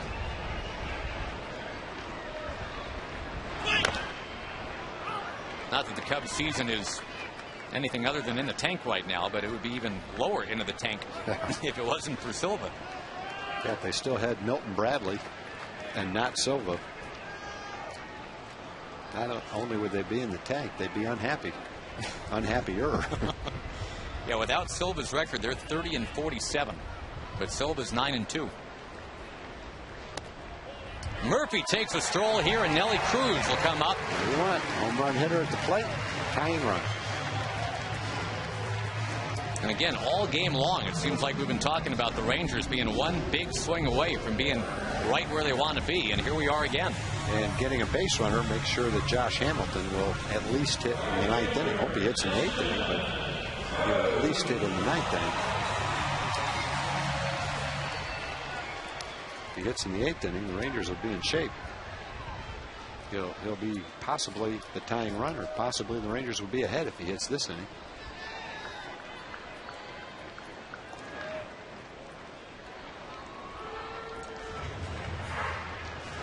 Well, again, from the files of how baseball's funny. A 6-1 game yesterday was played in 2 hours, 20 minutes. This one is 3-1.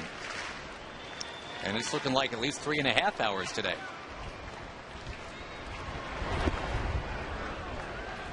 Not everybody's going to have the tempo of Cliff Lee.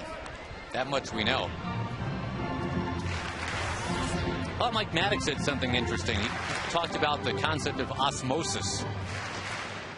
That watching Cliff Lee work, maybe you just kind of pick some things up if you're other Ranger pitchers just by kind of noticing how he does things and what he's doing out there.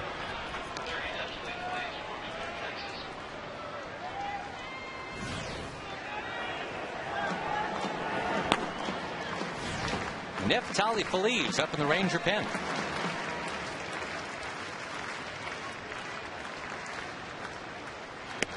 Big rip right there from Cruz, but it's 1-2.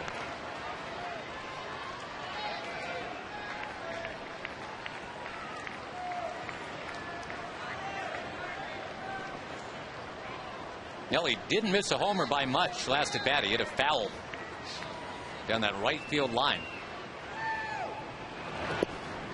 In the dirt, Murphy's taking off for second. A spin and a throw too late by Tatum.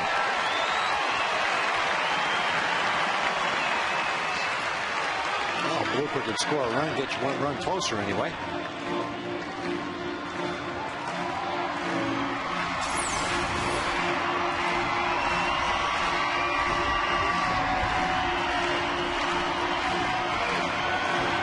As soon as that ball was in the earth, right there in the dirt, Murphy just took off.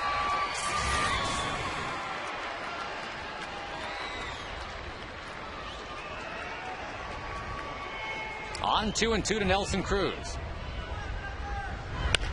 Down near third, Tejada again will get up and fire.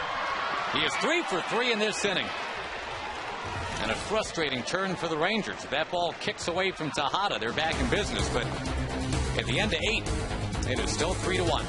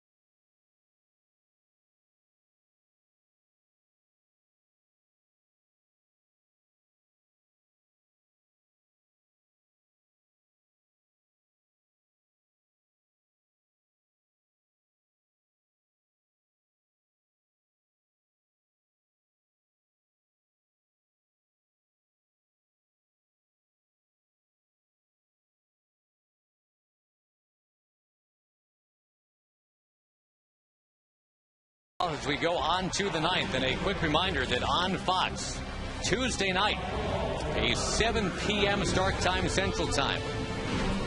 The All-Stars will be on display, 6 Rangers representing. You'll see it all on Fox starting at 7 Central on Tuesday. Cliff Lee and Neftali Feliz will be pitching representing the Rangers, and 4 hitters as well. Now Frankie Francisco pitching and gets Patterson to pop up a bunt. Frankie's going to step right over Chris Davis and make a running catch. Boy, thank goodness that wasn't a collision. That would have been two big humans running into each other. Frankie's showing some pretty big agility right there going after that ball. You wouldn't think Frankie at his size could jump off the mound and track this ball down, but he showed some agility, and fortunately they avoid that collision. That looked like a forearm about to be spiked right there. That was scary. You didn't think Frankie was a gazelle? That's a nice play. I've just never seen him make that kind of a play before, but I'm a believer now. He stampeded after that one. Here's Tejada, who, in a very unlikely turn, has walked 3 times in this one game.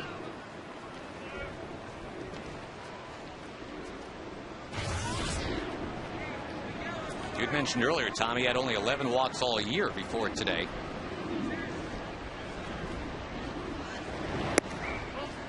Tejada was an all-star for quite a little run, 2002 through 2009. He was there 6 times. Had a homer in the game at Detroit back in 05.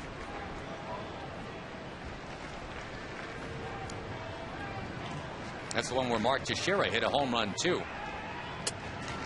Oh, Dontrell Lewis. Now Tejada driving one to right field, and speaking of home runs, he has got one to make it 4-1 Baltimore. First scoring in this game since the 2nd inning.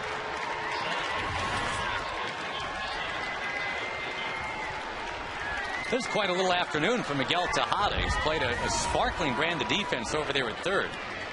3 walks. And he's not known for even 1 walk in a game. He's got 3 of them, and now a home run. Well, it's a pitch up, outside corner.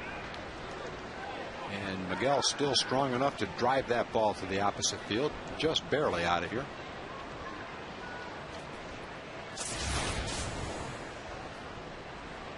Makes the Ranger comeback a little tougher now.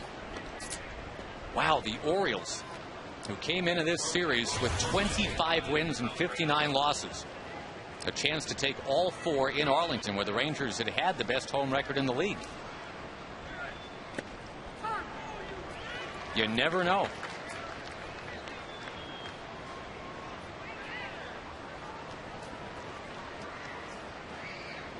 Back-to-back games for the Rangers with only 1 run on the scoreboard.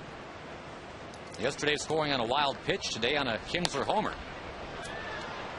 That ball ripped into right. Markakis is out. We say hello to John Radigan.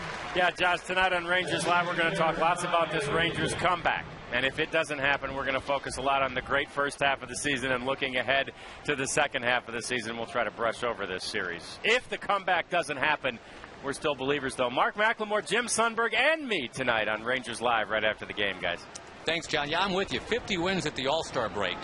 That's something, if you ask any Ranger fan in spring training, how would you be with 50 wins at the All-Star break? And a 4.5 game lead. 4.5 game lead, 6 in the loss column. Every hand shoots way up in the air and says, yep, I'm in. And if they say, well, what if it means getting swept at home by Baltimore? You'd say, fine. Who cares?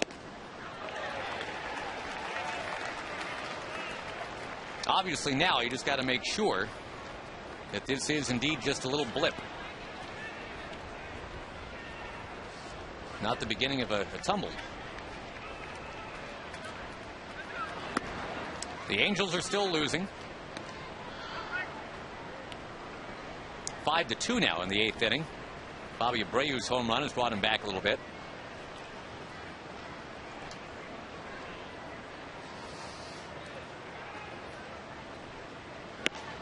Wave and a miss. Down goes Wigginton, and the Rangers will have their shot in the bottom of the 9th. Hoping to avoid getting swept by the Baltimore Orioles.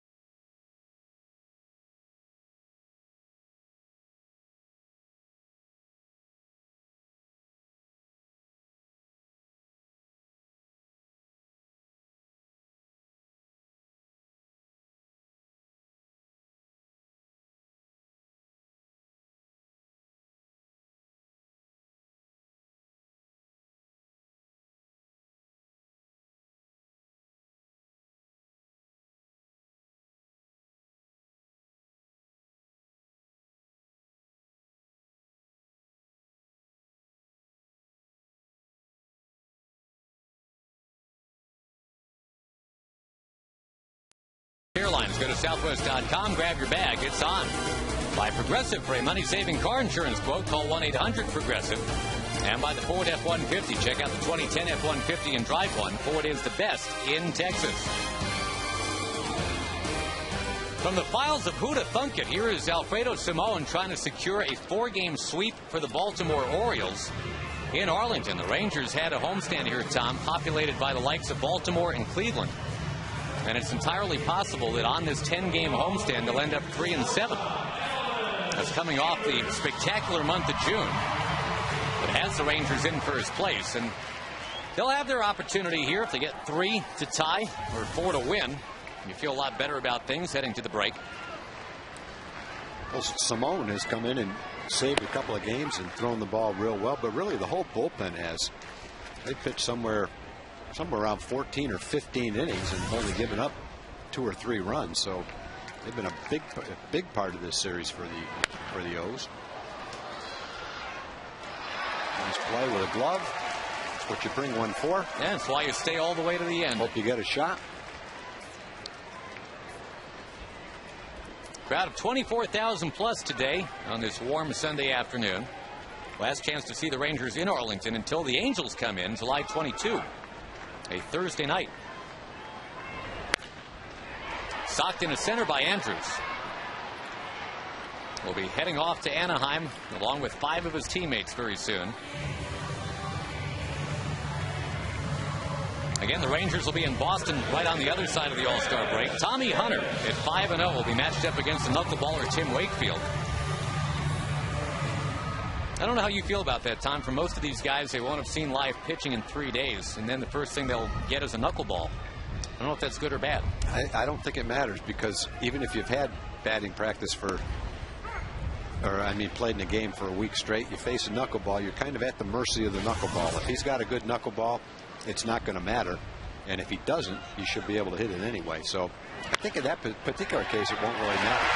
Boy, what a day for Davis. He's got 3 of these Ranger hits today, 3 of the 8, and he's walked. And up comes Hamilton.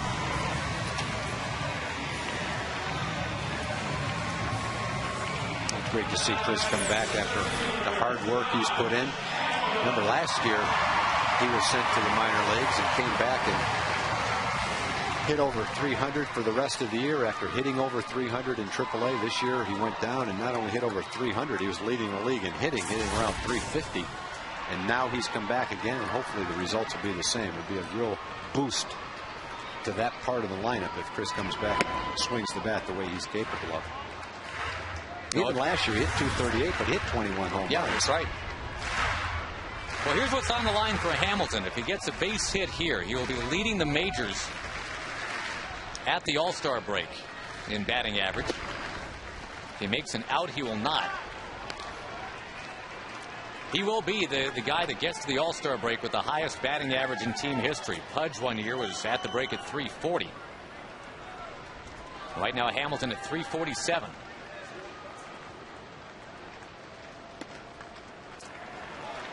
Matt Trainor's on deck. And if Hamilton walks, yeah, he freezes at 347 and gets Trainor up there as a tying man.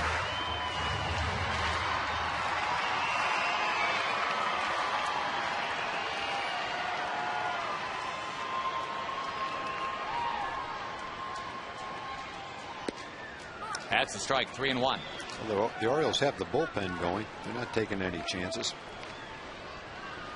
Generally, after a single with your closer out there, you wouldn't quite have the bullpen going.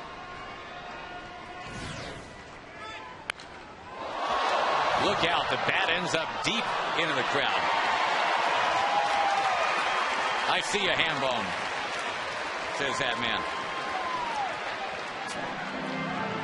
Just glad everybody's okay.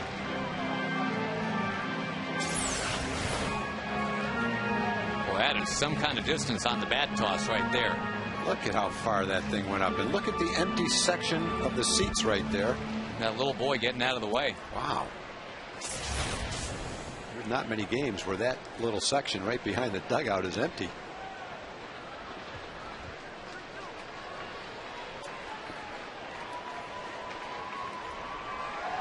All right. He's okay. But I'm Probably scared him. Yeah, no doubt. You want to talk to somebody? Here you go.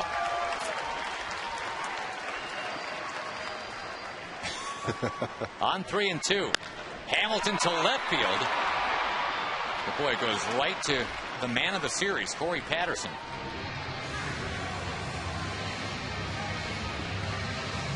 And with that, unless Hamilton can get another at bat, it looks like, not that it's a big deal, but it would have been nice to say he actually leads the majors in hitting as he goes to Anaheim. He'll be a very close second, it appears.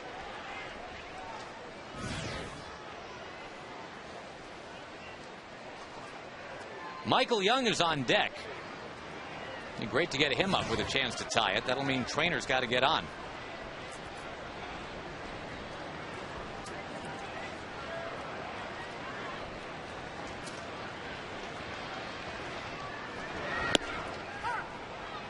C.J. Wilson on line for the loss. He'd go to 7-5. It was really just that one dicey inning. He came back from that, Tom, striking out the side in the third. Yeah, I think it was just a case where C.J. didn't have command today, and it just cost him a lot of pitches.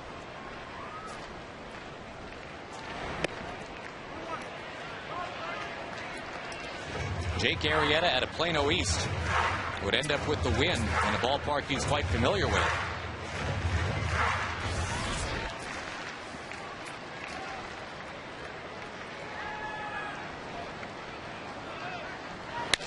Trainer spoons it into right field. It's going to drop. And Michael Young will come up. As odd as it is to see Trainer batting leadoff, it's no odder than pondering getting swept in a 4-game series at home against Baltimore. It is 2 on with 2 out for Michael Young.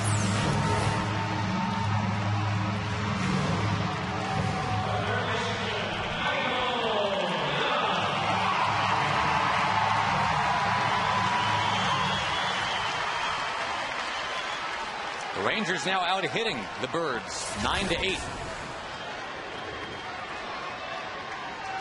Michael had a 9th inning hit yesterday. It's his only hit in his last 10 at bats.